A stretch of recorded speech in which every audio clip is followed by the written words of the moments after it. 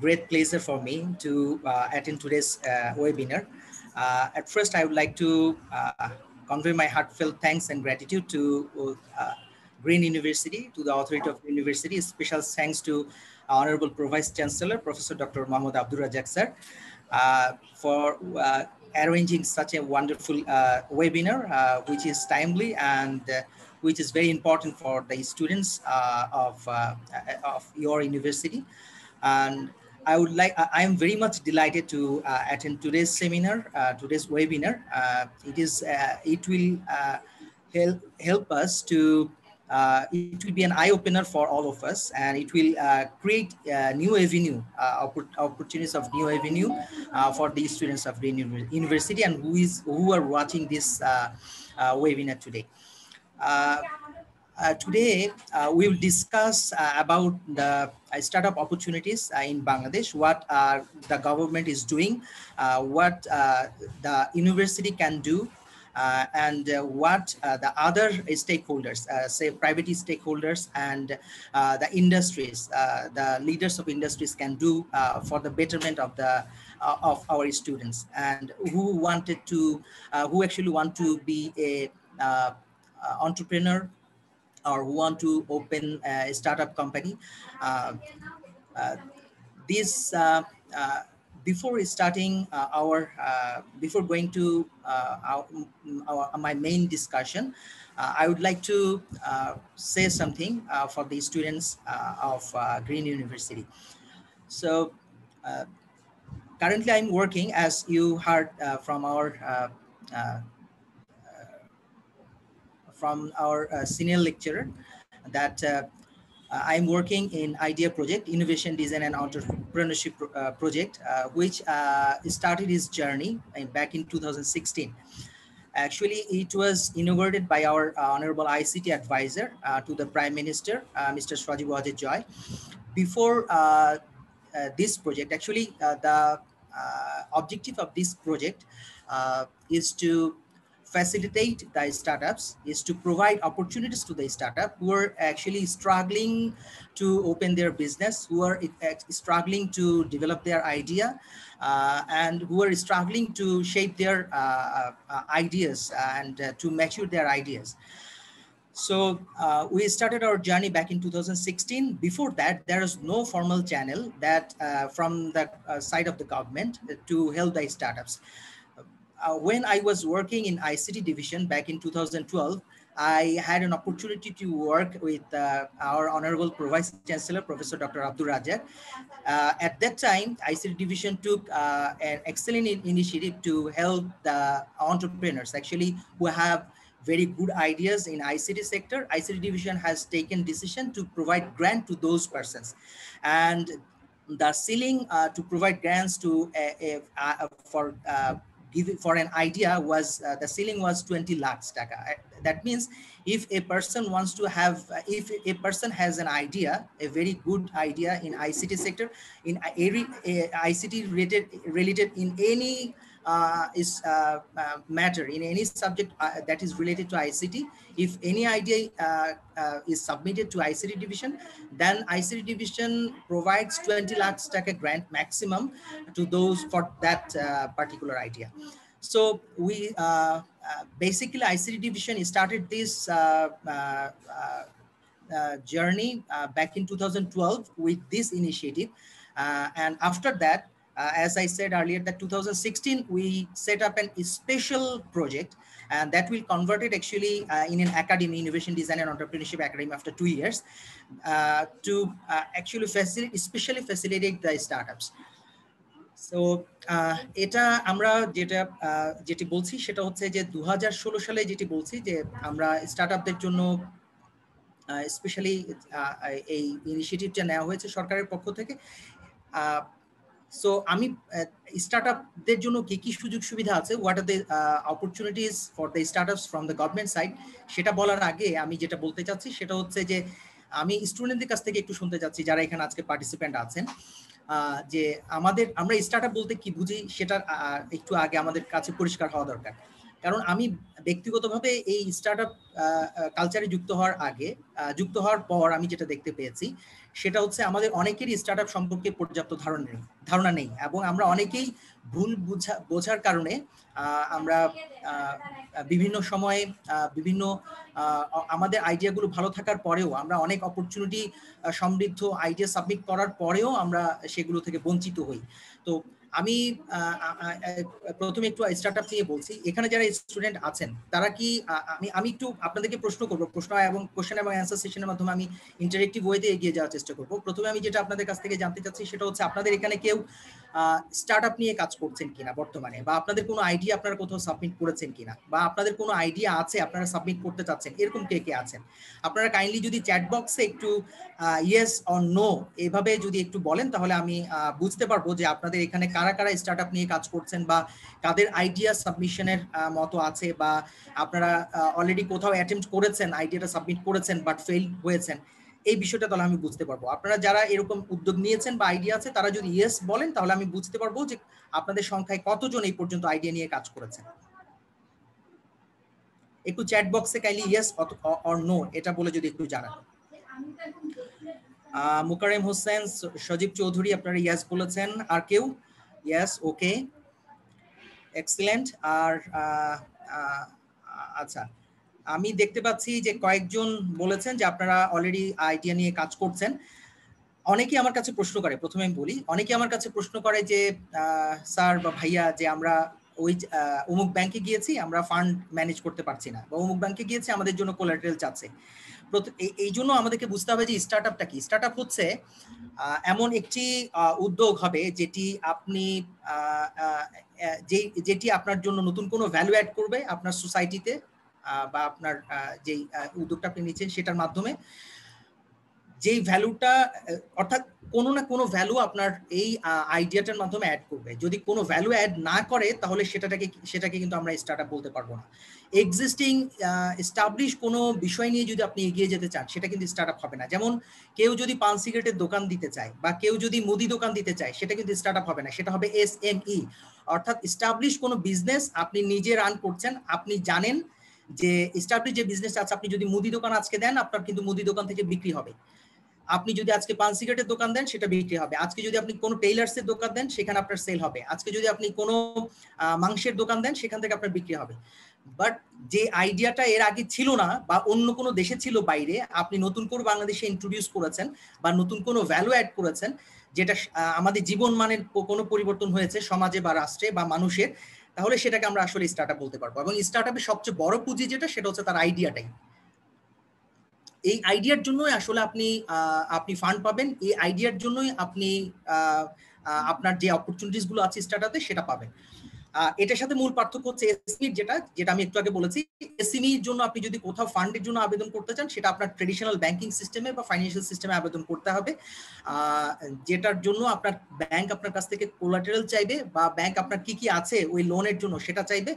ঠিক স্টার্টআপের জন্য ঠিক তার বিপরীত। স্টার্টআপের জন্য কিন্তু আপনি কোনো ব্যাংকের কাছে যাবেন না বা কোনো ফাইন্যান্সিয়াল ইনস্টিটিউশনের কাছে যাবেন না, আপনি যাবেন কি ভেঞ্চার ক্যাপিটাল কোম্পানিগুলোর কাছে বা অ্যাঞ্জেল ইনভেস্টরের কাছে। এখন অ্যাঞ্জেল ইনভেস্টর বা ভেঞ্চার ক্যাপিটাল কোম্পানি কাদেরকে বলা হয়? অ্যাঞ্জেল ইনভেস্টর হয় সাধারণত তারাই যারা এর আগে স্টার্টআপ কোম্পানি সেট আপ করেছে বা যাদের এই ক্ষেত্রে ব্যাপক অভিজ্ঞতা আছে, তারা জানেন স্টার্টআপদের সম্পর্কে, তারা সাকসেসফুল স্টার্টআপ একসময় রান করেছেন, এখন সাকসেসফুল তার নিজের স্টার্টআপ নিয়ে, তার হাতে প্রচুর টাকা পয়সা আছে, তিনি এখন উদীয়মান উদ্যোক্তাদেরকে ইনভেস্ট করতে চাচ্ছেন, উদীয়মান স্টার্টআপগুলোতে ইনভেস্ট করতে চাচ্ছেন যাদের ফিউচার খুবই ভালো। সেখানে ওনারা ধরেন কারো 100 কোটি টাকা আছে, তিনি তখন অ্যাঞ্জেল ইনভেস্টর হিসেবে আসলেন, তিনি কোথাও 5 কোটি টাকা, 10 কোটি, 15-20 কোটি এভাবে করে ইনভেস্ট করলেন। আর ভেঞ্চার ক্যাপিটাল কোম্পানি হচ্ছে যারা শুধুমাত্র আইডিয়ার উপর বেস করে, যারা আপনার কাছ থেকে কোনো কোলাটেরাল চাইবে না, কিছুই চাইবে না, আপনি যে আইডিয়া নিয়ে আসলেন সেটার উপর ভিত্তি করে আপনি তার সামনে পিচিং করবেন, বা কোনো একটা জায়গায় আপনি অনুষ্ঠানে পিচিং করেছেন বা কোনো একটি প্রোগ্রামে পিচিং করেছেন, সেটা দেখে উনি বলবেন, ওই কোম্পানির কোনো কর্ণধার সেখানে থাকবেন ভেঞ্চার ক্যাপিটাল কোম্পানি, তিনি বলবেন যে আমি তোমার আইডিয়াটা পছন্দ হয়েছে, তোমার আইডিয়াতে আমি 20 কোটি টাকা ইনভেস্ট করতে চাই বা 5 কোটি টাকা ইনভেস্ট করতে চাই। সো স্টার্টআপের সাথে এসএমইর বেসিক পার্থক্যটা হচ্ছে সেখানে, এবং এই পার্থক্যটা আমাদের শুরুতেই বোঝা দরকার। এখন আসি 2016 সালে যে যাত্রা আমরা শুরু করেছি, কেন আমরা এই 2016 সালে ফর্মালি যাত্রা শুরু করেছি? এর আগে আমরা দেখতে পেয়েছি আমরা গ্র্যাজুয়েশন শেষ করেছি আজ থেকে আরো 15 বছর আগে, 2005-06 তখন আমাদের মধ্যে আমরা অনেকেই দেখেছি, ইভেন তার আগে ডক্টর আব্দুর রাজ্জাক স্যারকে আমি দেখেছি কঠোর পরিশ্রম করে উনি ওনার চমৎকার চমৎকার আইডিয়া। আমরা যখন 2012 সালে যাত্রা শুরু করেছি স্যার কিন্তু আমাদের এখানে যে ফান্ড আমরা বলেছি যে 2012 সালে আইসিটি ডিভিশনে আমরা কি এটা ইনোভেশন ফান্ড বলেছিলাম যে কোনো একটা উদ্ভাবনী কাজের জন্য আমরা সর্বোচ্চ 20 লাখ টাকা দেবো। সেটার জন্য আব্দুর রাজ্জাক স্যার বেশ কয়েকটা প্রজেক্ট সাবমিট করেছিলেন এবং সাকসেসফুলি উনি প্রজেক্টগুলো রান করেছিলেন। তো এই ফর্মালি ইনোভেটিভ আইডিয়ার জন্য কোনো প্রণোদনা দেয়া বা কোনো গ্র্যান্ট, এটা কিন্তু এর আগে বাংলাদেশে ছিল না। আমাদের এর আগে আব্দুর রাজ্জাক স্যাররা যখন নিজেরাই স্টুডেন্ট ছিলেন বা তারও আগে যখন এই পরিস্থিতি ছিল, দেখা যাচ্ছে যে স্টার্টআপরা নিজেরাই স্ট্রাগল করেছে। কোনো তার হয়তো 50,000 টাকা বা 1 লাখ টাকা বা 2 লাখ টাকার জন্য তার ইনিশিয়েটিভটা তিনি বাস্তবায়ন করতে পারেননি। তিনি পদে পদে বাধার সম্মুখীন হয়েছেন। তার হয়তো বা একটা স্পেস পেলে, একটা জায়গা পেলে তিনি তার বিজনেসটা রান করতে পারতেন। তিনি হয়তো বা কারোর সাথে কথা বলতে পারলে, তার সাথে তিনি যদি কারো অ্যাডভাইস নিতে পারতেন, কারো গাইডেন্স তিনি পেতেন, তিনি যদি কারো সাপোর্ট পেতেন, তাহলে তিনি এগিয়ে যেতে পারতেন। এই সম্মিলিতভাবে সবগুলো সুযোগ সুবিধা একসাথে স্টার্টআপ বাংলাদেশ এই ব্যানারে আইডিয়া প্রজেক্ট থেকে প্রোভাইড করার জন্য 2016 সালে ফর্মালি আইডিয়া প্রজেক্ট যাত্রা শুরু করেছে। এটার উদ্দেশ্য হচ্ছে স্টার্টআপ কালচারকে একটি লেভেলে নিয়ে যাওয়া এবং এই বাংলাদেশে যে ইকোসিস্টেম আছে এটাকে পূর্ণতা দেয়া। বিক্ষিপ্তভাবে আগে কাজ হয়েছে বিভিন্নভাবে, কিন্তু ইকোসিস্টেম বলতে আমরা যেটা বুঝি পুরো সাইকেলটা কমপ্লিট করা, এটা হয়নি। আমি একটি একটি করে বলবো, তাহলে আপনারা বুঝতে পারবেন একটি স্টার্টআপের কি দরকার। প্রথমে আমি বলি ফান্ডের কথা। পুরো একটি স্টার্টআপের লাইফ সাইকেলকে আমরা 3 ভাগে ভাগ করেছি। একটি হচ্ছে প্রি-সিড স্টেজ। প্রি-সিড অর্থাৎ বীজ বপনের আগে যে অবস্থাটা থাকে, অর্থাৎ একজন স্টুডেন্ট বা যে কেউ কিন্তু আইডিয়া দিতে পারে। আমি শুধু যদি স্টুডেন্টের কথা বলি, একজন স্টুডেন্ট সেকেন্ড ইয়ারে, ফার্স্ট ইয়ারে, থার্ড ইয়ারে, ফোর্থ ইয়ারে পড়ুক, তার মাথায় একটি আইডিয়া আসে, কিন্তু আমরা জানি বাংলাদেশে ম্যাক্সিমাম স্টুডেন্টরা নিজেরা হয়তো বা কষ্ট করে চলে বা বাড়িতে ইভেন অনেকে টিউশন করে টাকা পাঠায়। সেই ক্ষেত্রে তার নিজে থেকে 1 লাখ বা 2 লাখ টাকা ইনভেস্ট করে তার স্টার্টআপকে এগিয়ে নিয়ে যাওয়া, এটা অকল্পনীয় চিন্তা। এই চিন্তাটা অকল্পনীয়, এটা খুব কঠিন, কষ্টসাধ্য তার জন্য। সেই ক্ষেত্রে তিনি যদি 1 লাখ, 2 লাখ, 5 লাখ টাকা সাপোর্ট পান, তাহলে দেখা যাবে তার আইডিয়াটা উনি একটা লেভেলে নিয়ে যেতে পারছেন, একটা পূর্ণতা দিতে পারছেন, যেটি আমাদের অর্থনীতির জন্য একটি বিশাল অবদান রাখবে হয়তো অর্থনীতিতে। তার এই স্টার্টআপ সাকসেসফুল হলে তিনি অনেককে চাকরি দিতে পারবেন, তিনি অনেক ফান্ড নিয়ে আসতে পারবেন দেশের বাইরে থেকে, যেটা অর্থনীতিতে অবদান রাখবে। আমরা এই যে বলছি যে প্রিসিড স্টেজটা হচ্ছে যেটা বললাম 3টি ভাগে ভাগ করেছি, প্রিসিড, সিড এবং গ্রোথ। প্রিসিড স্টেজ হচ্ছে যার শুধুমাত্র আইডিয়া আছে। এই যে স্টুডেন্ট অবস্থায় তিনি আইডিয়া নিয়ে এসেছেন, তার আর কিছুই নেই, তিনি তার আইডিয়াটা নিয়ে চেষ্টা করছেন, 6 মাস চেষ্টা করেছেন, 1 বছর চেষ্টা করেছেন, স্ট্রাগল করছেন, বাট শুধুমাত্র ফান্ডের অভাবে বা কোনো ফান্ডের যথার্থভাবে না হওয়ার কারণে, যথার্থভাবে তিনি ফান্ড পাচ্ছেন না, এই কারণে তিনি তার আইডিয়াটা এগিয়ে নিয়ে যেতে পারছেন। এবং আমরা জানি বিখ্যাত একটি উক্তি আছে এই ক্ষেত্রে, যে idea without implementation is hallucination. আপনি যদি আইডিয়াটা ইমপ্লিমেন্টেশনে না যান, তাহলে এটাকে আমরা হ্যালুসিনেশন ছাড়া আর কিছুই বলতে পারি না। এটা একটা দুঃস্বপ্ন ছাড়া বা এটি একটি বিভ্রম ছাড়া আর কিছুই বলতে পারি না। সো আইডিয়া যতক্ষণ পর্যন্ত আপনি ইমপ্লিমেন্টেশনে না যাচ্ছেন, ততক্ষণ পর্যন্ত সেটা হ্যালুসিনেশন। এই জন্য এই আইডিয়া ইমপ্লিমেন্টেশনের জন্য যে ফান্ডটা দরকার, স্টার্টআপ বাংলাদেশ বলছে এই প্রিসিড স্টেজে শুধুমাত্র আপনি আইডিয়াটা নিয়ে আসবেন, আইডিয়াটা সাবমিট করবেন, আপনি 10 লক্ষ টাকা গ্র্যান্ট পাবেন ফ্রি। এই টাকা আপনাকে কখনো ফেরত দিতে হবে না। এবং এই যে এই টাকাটা, এই টাকাটা আমরা বলছি যে প্রিসিড স্টেজে দেব। এই টাকাটা দিয়ে তিনি কি করবেন, তার আইডিয়াটা উনি এগিয়ে নিয়ে যাবেন, তার আইডিয়াটা এগিয়ে নিয়ে যেয়ে একটা লেভেলে আনবেন। এবং একটা লেভেলে যখন আসবে, তখন আমরা বলছি সেটা কি সিড স্টেজ, অর্থাৎ তিনি তার আইডিয়াটা এখন আরো বেগবান করতে পারবেন। ফর এক্সাম্পল, একজন ছাত্র বা একজন এন্টারপ্রেনার একটা আইডিয়া শুরুতে চিন্তা ভাবনা করেছে, তিনি ফান্ডের জন্য তিনি এগিয়ে নিতে পারছেন না, তিনি আমাদের এখান থেকে 10 লক্ষ টাকা পেলেন, আমরা যেটা প্র্যাকটিক্যালি দেখেছি। এরপরে তিনি তার এই আইডিয়াটা অনেক দূর, ফোনটা ধরো, তিনি এই আইডিয়াটা অনেক দূর এগিয়ে নিয়ে গেলেন। তিনি প্রোটোটাইপ ডেভেলপ করলেন, তিনি অনেকগুলো কার্যক্রম তিনি করলেন, কার্যক্রম করার পর এইটি একটি স্টেজে পৌঁছায়। এই স্টেজটাকে আমরা বলছি সিড স্টেজ। এই সিড স্টেজে আমরা যেটা বলছি সরকারিভাবে আমাদের পক্ষ থেকে 1 কোটি টাকা প্রোভাইড করা হবে, 1 কোটি টাকা দেওয়া হবে। বাট এই 1 কোটি টাকা কিন্তু গ্র্যান্ট না। এই 1 কোটি টাকা দেওয়ার জন্য আমরা একটি সরকারি ভেঞ্চার ক্যাপিটাল কোম্পানি করেছি। গত 2019-এর 30 ডিসেম্বর সরকার প্রথমবারের মতো ভেঞ্চার ক্যাপিটাল কোম্পানি অনুমোদন দিয়েছে সরকারের পক্ষ থেকে, অর্থাৎ সরকারি ভেঞ্চার ক্যাপিটাল কোম্পানি অনুমোদন দিয়েছে। আমরা বেসরকারি অনেকগুলো ভেঞ্চার ক্যাপিটাল কোম্পানি দেখি, কিন্তু সরকারি ভেঞ্চার ক্যাপিটাল কোম্পানি কিন্তু এই প্রথম। সরকারি ভেঞ্চার ক্যাপিটাল কোম্পানির কাজ হচ্ছে ইকুইটি দেয়া, অর্থাৎ যারা ফান্ড করতে পারছে না, ফান্ড রেজ করতে পারছে না কোথাও থেকে বা জটিলতার সম্মুখীন হচ্ছে, তাদের কোম্পানির ভ্যালুয়েশন করব থার্ড পার্টি দিয়ে। আমরা থার্ড পার্টিকে দিয়ে, অনেকগুলো প্রতিষ্ঠান আছে আপনারা জানেন, এবং ইন্টারন্যাশনাল অনেকগুলো স্ট্যান্ডার্ড আছে, 7-8টা মেথড আছে, যে মেথডগুলোর মাধ্যমে ভ্যালুয়েশন করা হয়। আপনার কোম্পানির ভ্যালুয়েশন করার পর আপনার কোম্পানির মূল্য যদি 1 কোটি টাকা হয় বা 50 লাখ টাকা হয়, আপনি আমাদের এখান থেকে সর্বোচ্চ 1 কোটি টাকা পাবেন আপনার কোম্পানির এই সিড স্টেজে কোম্পানিটাকে রান করার জন্য। এই টাকাটা তবে একটি বেসিক বৈশিষ্ট্য আছে, আপনি কোনোভাবেই অর্থাৎ সরকার যে দেবে, অর্থাৎ সরকারি কোম্পানি যে ভেঞ্চার ক্যাপিটাল কোম্পানি আপনাকে 1 কোটি টাকা দেবে, কোনোভাবেই তারা 49% শেয়ার বেশি নিতে পারবে না, যাতে স্টিয়ারিংটা আপনার কাছেই থাকে, অর্থাৎ অ্যাটলিস্ট 51% শেয়ার আপনার কাছে থাকবে। তো এটি হচ্ছে সিড স্টেজে। সিড স্টেজে আপনি 1 কোটি টাকা পেলেন, এরপর আপনার কাজ হবে আপনার ব্যবসাটাকে আরো বেশি বেগবান করে এগিয়ে নিয়ে যাওয়া। এটিকে আমরা বলছি গ্রোথ স্টেজ। আজকে যদি আমরা বলি যে গ্রোথ স্টেজে কারা কারা আছে, গ্রোথ স্টেজে আছে, আমরা যদি দেখি আজ থেকে 5 বছর আগে বাংলাদেশে যারা যাত্রা শুরু করেছে, চাল ডালের কথা আমরা বলতে পারি, আমরা সেবা XYZ এর কথা বলতে পারি, আমরা পাঠাওর কথা বলতে পারি, আমরা সহজের কথা বলতে পারি। তারা একসময় প্রিসিড স্টেজে যাত্রা শুরু করেছে, এরপরে তারা সিড স্টেজে এসছে। সিড স্টেজে কিন্তু তারা সরকার থেকে টাকা পায়নি, তারা কিন্তু দেশের বাইরে থেকে প্রচুর বৈদেশিক মুদ্রা নিয়ে এসছে, দেশের বাইরের ভেঞ্চার ক্যাপিটাল কোম্পানিগুলো থেকে তারা প্রচুর টাকা পয়সা ম্যানেজ করে নিয়ে এসছে। এখন তারা আছে গ্রোথ স্টেজে। গ্রোথ স্টেজে আসলে কি, যে আপনার সব চ্যালেঞ্জগুলো আপনি মোকাবেলা করেছেন, এখন আপনার আর কোনো বাধা নেই। আপনি ঢাকায় বিজনেস শুরু করেছেন সফল, আপনি এখন চট্টগ্রামে বিজনেস শুরু করবেন, আপনি রাজশাহীতে করবেন বা দেশের বাইরে করবেন, এটা হচ্ছে গ্রোথ স্টেজ। এই স্টেজে আপনি 5 কোটি টাকা পাবেন সরকারের পক্ষ থেকে, অর্থাৎ এই ভেঞ্চার ক্যাপিটাল কোম্পানি থেকে। বাংলাদেশে যে ভেঞ্চার ক্যাপিটাল কোম্পানি হয়েছে সরকারিভাবে, সরকার আপনাকে 5 কোটি টাকা দেবে, তাও একবার না, 5 বার আপনাকে টাকা দেবে, অর্থাৎ 25 কোটি টাকা দেবে। আমি যদি ইন টোটাল তাহলে এটা সাম আপ করি বলি, তাহলে 3টে স্টেজে টোটাল আপনার প্রি-সিড স্টেজে আপনার 10 লক্ষ টাকা পাওয়ার সুযোগ আছে, যেটা গ্র্যান্ড। সিড স্টেজে আপনি পাবেন 1 কোটি টাকা সর্বোচ্চ, এবং গ্রোথ স্টেজে আপনি 5 কোটি টাকা করে 5 বার আপনি পাওয়ার সুযোগ আছে।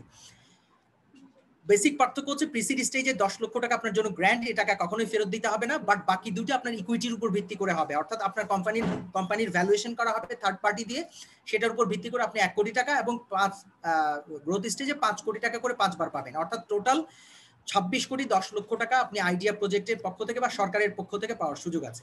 এটা গেল হচ্ছে আপনার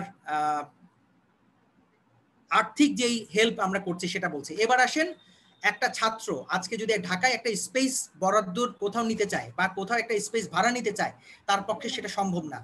তিনি 10 জন নিয়ে বা 5 জন নিয়ে একটা কাজ করতে যাচ্ছেন, তার বাসায় ওই পরিমাণ স্পেস নেই, তিনি 15-20 হাজার টাকা দিয়ে একটা স্পেস ভাড়া নিয়ে তার কার্যক্রম চালানোর মতো অবস্থা তার নেই। এই জন্য স্টার্টআপ বাংলাদেশ যেটা করেছে সেটা হচ্ছে আমাদের পুরো একটা স্পেস ডেডিকেটেডলি আমরা রেখেছি স্টার্টআপদের জন্য, যে ফ্রি আমরা এটা তাদেরকে বরাদ্দ দেবো, তারা এখানে এসে কাজ করবে, তারা এখানে এসে প্রোটোটাইপ ডেভেলপ করবে, তারা এখানে এসে গেম বানাবে, তারা এখানে এসে রোবট ডেভেলপ করবে, তারা এখানে এসে তাদের যে যন্ত্রপাতি আছে সেগুলো বানাবে। এটার জন্য আমরা একটা বিশাল স্পেস রেখেছি, যেটাকে আমরা বলছি কোওয়ার্কিং স্পেস, যেটা টোটালি ফ্রি, শুধু মাসে একটা সার্ভিস চার্জ দিতে হয়। এই সার্ভিস চার্জ দিয়ে আপনি আমাদের এই কোওয়ার্কিং স্পেসটা নিতে পারবেন। এই টাকাটা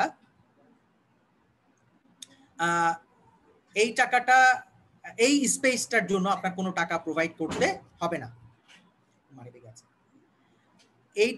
এর জন্য কোনো টাকা আপনার কোনো টাকা প্রোভাইড করতে হবে না।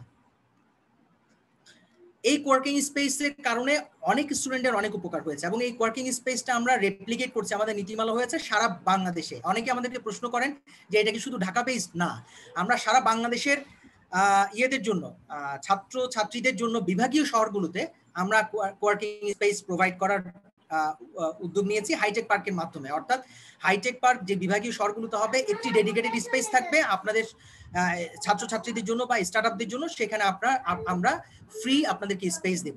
এরপরে আসেন, শুধু কি স্পেসই যথেষ্ট, শুধু টাকাই কি যথেষ্ট? না, আমরা দেখেছি যে যারা আমাদের এখানে আইডিয়া সাবমিট করেন, তাদের মধ্যে অনেকেই ঝরে যান, তাদের মধ্যে অনেকেই অনেক দূর এগিয়েও এসে ঝরে যান, এবং ঝরে যাওয়ার দুটো পর্যায়ে হয়। একটি হচ্ছে শুরুর সিড পর্যায়ে, আর একটা হচ্ছে প্রিসিড পর্যায়ে ঝরে যান, অনেকে সিড পর্যায়ে এসে ঝরে যান।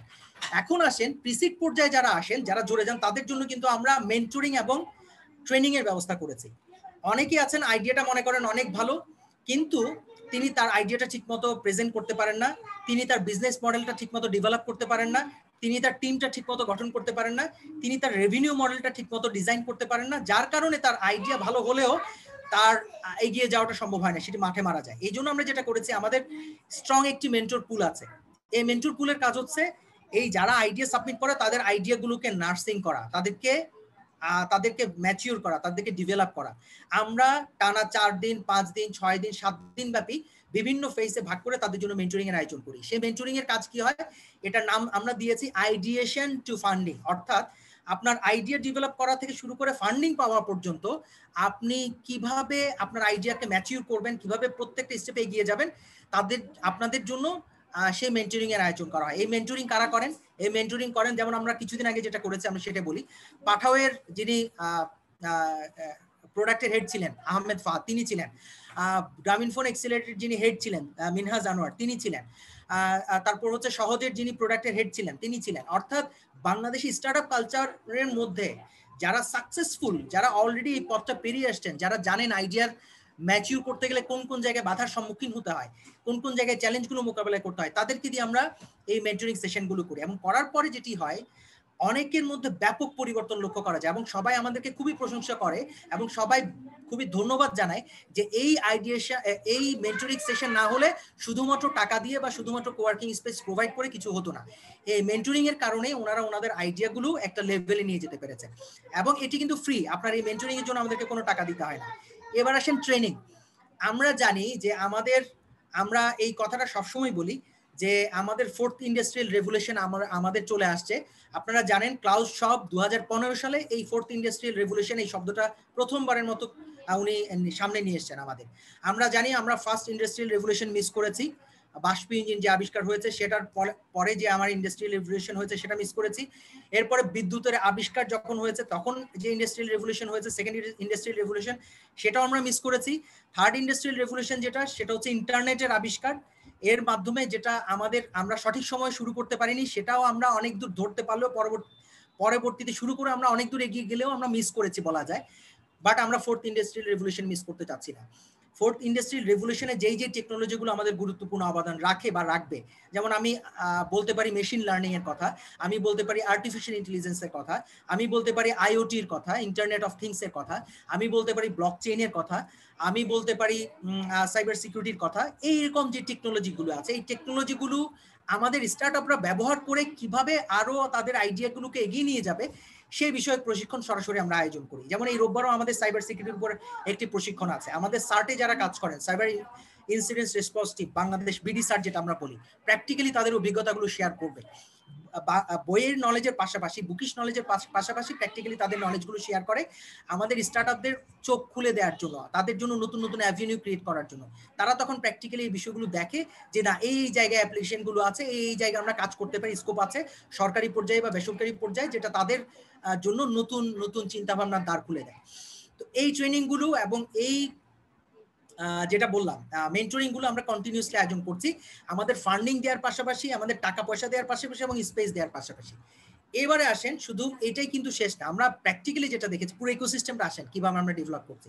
প্র্যাকটিক্যালি আমরা যেটা দেখেছি সেটা হচ্ছে যে ছাত্রছাত্রীরা যখন কোনো একটি আইডিয়া ডেভেলপ করতে চায় তখন তাদের ল্যাব ফ্যাসিলিটির দরকার হয়। যেমন ধরেন একটা ছাত্র বা ছাত্রী একটা রোবট ধরেন প্রোটোটাইপ ডেভেলপ করবে। এখন বাংলাদেশে রোবটের প্রোটোটাইপ ডেভেলপ করার মতো যে ল্যাব ফ্যাসিলিটি, এটা খুব কম জায়গায় আছে। ছাত্রছাত্রীরা ম্যাক্সিমাম ক্ষেত্রে কি করে, চায়নায় তারা আউটসোর্সিং করে। চায়নার কোনো একটা কোম্পানি গুয়াংজুতে বা তারা কোনো একটা হুবেই প্রদেশে কোনো একটা জায়গায় তারা কথা বলে যে আমি এখান থেকে পাঠাবো, আপনি আমাকে প্রোটোটাইপ ডেভেলপ করে পাঠাবেন। এটার কারণে কি হয়, প্রচুর সময় নষ্ট হয়, টাকা নষ্ট হয়, শ্রম নষ্ট হয়। এই ফ্যাসিলিটি যাতে আমরা তাদেরকে দিতে পারি, এটাকে বলে ফ্যাব ল্যাব, ফ্যাব্রিকেশন ল্যাব। অর্থাৎ আপনি এখানে যেই আপনার আইডিয়া থেকে প্রোটোটাইপ ডেভেলপ করার জন্য যে ফ্যাসিলিটি, সেই ফ্যাসিলিটিগুলো আপনি ফ্যাব্রিকেশন ল্যাবে পাবেন। এই ফ্যাব্রিকেশন ল্যাব আমরা অলরেডি আমাদের আইডিয়া প্রজেক্টের মাধ্যমে ডেভেলপ করেছি। অর্থাৎ আপনি আপনার আইডিয়াটি নিয়ে চলে আসবেন, প্রোটোটাইপ ডেভেলপ করার জন্য আপনার ধরেন সার্কিট ডিজাইন করতে হবে, সার্কিট ডিজাইনের পুরো মেশিন, লেটেস্ট মেশিন আমাদের কাছে আছে। আপনার ধরেন রোবট ডিজাইন করতে হবে, রোবট ডিজাইন করার পুরো মেশিন আছে, 3D প্রিন্টার পুরোটাই আছে আমাদের কাছে। এরকম আপনি যাই বলেন, আপনি 2D মেটাল ওয়ার্কিং করবেন, 3D মেটাল ওয়ার্কিং করবেন, আপনি ইন্ডাস্ট্রিয়াল কোনো লেভেল স্কেলে কোনো কাজ করবেন, যে কোনো প্রোটোটাইপ ডেভেলপ করার জন্য যে ল্যাব ফ্যাসিলিটি দরকার সেটা আমরা প্রোভাইড করছি। শুধুমাত্র আমাদের এখানে না, অন্যান্য বিশ্ববিদ্যালয় যেমন আইইউবিতে আছে, ব্র্যাকে আছে, ড্যাফোডিল ইন্টারন্যাশনাল ইউনিভার্সিটিতে এই ল্যাবগুলো আছে। আমরা আমাদের পর্যায়ে এবং যদি বেশি হয় আমরা সেই সব জায়গায় তাদেরকে প্রোভাইড করি, বলি যে আপনারা সেখানে ল্যাব ব্যবহার করতে পারেন। এটা করার ফলে যেটি হচ্ছে, দেখেন একটি প্রোটোটাইপ ডেভেলপ করতে চায়নাতে ধরেন তিনি 50,000 টাকা খরচ করলেন, সে ফর এক্সাম্পল, প্রোটোটাইপ ডেভেলপের জন্য পুরো, এবং তার সময় নষ্ট হলো 1 মাস, কিন্তু উনি সেই কাজটা আমাদের এখানে 3 দিনে বা 5 দিনে করতে পারেন এবং তার খরচ হয় 3,000 টাকা বা 5,000 টাকা। শুধুমাত্র ম্যাটেরিয়ালস, যে ম্যাটেরিয়ালস আছে সেই ম্যাটেরিয়ালস খরচ দিয়ে তিনি করতে পারেন। এটাও কিন্তু আমার স্টার্টআপ কালচারের জন্য খুবই গুরুত্বপূর্ণ, কারণ আমি তাকে আইডিয়াটা প্রোটোটাইপ ডেভেলপমেন্টের পর্যায়ে যেই তার যেই ঝামেলা ফেস করে বা যেই গ্যাপটা আছে সেই গ্যাপটাও আমি তাকে ফুলফিল করে দিচ্ছি। আমি তাকে ল্যাব সাপোর্টও দিচ্ছি, যেটাকে আমরা ফ্যাব ল্যাব বলছি। এই ফ্যাব ল্যাব সাপোর্টের পাশাপাশি আরো কি কি দিচ্ছি সেটা বলি। আমরা অলরেডি আপনারা জানেন যে আমাদের কিন্তু স্টার্টআপ, যেটা শুরুতে বলছিলাম যে স্টার্টআপ সম্পর্কে আমাদের অনেকেরই এখনো ভ্রান্ত ধারণা আছে। ইভেন অনেক শিক্ষিত মানুষজন স্টার্টআপ কি এটা বলতে পারে না। হ্যাঁ, এন্টারপ্রেনার বললে বোঝে উদ্যোক্তা, কিন্তু স্টার্টআপ বললে অনেকে হঠাৎ করে প্রথমে ধাক্কা খায়, বলে যে ভাই স্টার্টআপ এটা কি বলছেন, একটু ভালো করে বুঝিয়ে বলবেন। এই জন্য আমরা যেটা করছি, আমরা কিন্তু সারা বছর ব্যাপী আমাদের স্টার্টআপ যেই আমাদের ওয়েবসাইট আছে সেটার মাধ্যমে আমরা কিন্তু আবেদন গ্রহণ করি। এর পাশাপাশি আমরা কিন্তু ইউনিভার্সিটিগুলোতে যাই সারা বছরে বিভিন্ন উদ্যোগে। আমরা আমাদের ওয়েবসাইটের মাধ্যমে যেভাবে আবেদন গ্রহণ করি, ঠিক তেমনি আমরা সরাসরি ইউনিভার্সিটিগুলোতে যাই, যেটাকে আমরা বলছি স্টুডেন্ট টু স্টার্টআপ প্রোগ্রাম। এই প্রোগ্রামের মাধ্যমে আমরা ইউনিভার্সিটিতে গিয়ে কি করি, তাদের কাছ থেকে আবেদন নিয়ে আসি, বলি যে ভাই আপনাদের কাদের কাদের ভালো ভালো আইডিয়া আছে আপনারা দেন। তাদের আইডিয়াগুলো আমরা তাদের কাছ থেকে নিয়ে আসি, তাদেরকে বলি যে ভাই আপনাদের আইডিয়াগুলো আমরা ডেভেলপ করে দেবো, আপনারা শুধু আইডিয়া দেন। এবং এই উদ্যোগটার আমাদের এই যে আমাদের অলরেডি 3টা চ্যাপ্টার হয়ে গেছে, student to startup 1, student to startup 2, এবং শেষেরটা যেটা হয়েছে সেটা হচ্ছে বঙ্গবন্ধু ইনোভেশন গ্র্যান্ট নামে একই প্রোগ্রাম আমরা এই নামে করেছি, বঙ্গবন্ধু ইনোভেশন গ্র্যান্ট নামে। এটার মূল কার্যক্রমটা হচ্ছে সবগুলো বিশ্ববিদ্যালয়ে আমরা যাই, বিভাগ ওয়ারি ভাগ করে সেই বিশ্ববিদ্যালয়গুলোতে আমরা প্রোগ্রাম আয়োজন করি, তাদের কাছ থেকে আইডিয়া নেই, আইডিয়া নিয়ে শেষ পর্যন্ত ফাইন টিউনিং করতে করতে 30টা আইডিয়াতে এসে পৌঁছায়। এই 30টা আইডিয়ার মধ্যে শীর্ষ 10টা আইডিয়াকে আমরা 10 লক্ষ টাকা করে দেই এবং তাদেরকে আমরা চ্যাম্পিয়ন বলি। আর বাকি যে 20টা আইডিয়া আছে তাদেরকে আমরা বলি রানার আপ। তাদেরকে আমরা এই যে মেন্টরিং করি, তাদেরকে আমরা ট্রেনিং দিই যাতে তারা তাদের আইডিয়াগুলোকে আরো শেপ করতে পারে, ডেভেলপ করতে পারে, এবং আলটিমেটলি এই 30টা আইডিয়া পরবর্তীতে খুব ভালো করে, আমরা আমাদের অভিজ্ঞতা থেকে দেখেছি। অর্থাৎ এই কালচারটা ডেভেলপ করার জন্য আমাদের শুধু নিজের আমরা বসে নেই, ঢাকায় বসে নেই, আমরা সারা বাংলাদেশ ব্যাপী দৌড়াচ্ছি, সারা বছর ব্যাপী দৌড়াচ্ছি যে ভাই আপনারা অনেকে হয়তো বা জানেন না, এই হচ্ছে আমাদের অপরচুনিটি আছে, আপনারা আইডিয়া সাবমিট করেন।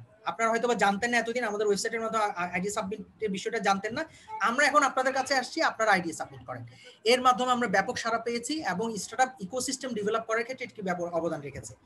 আরেকটি যেটি খুবই গুরুত্বপূর্ণ, আমরা যেটা সবসময় বলি, আমাদের এই যে এখন মাননীয় প্রভাইস চ্যান্সেলর আছেন উনিও বলবেন, আমাদের ইউনিভার্সিটি, ইন্ডাস্ট্রি এবং ব্যুরোক্রেসি, অর্থাৎ আমাদের যারা আমরা আছে, এই 3টা কোঅর্ডিনেশন কিন্তু খুবই গুরুত্বপূর্ণ।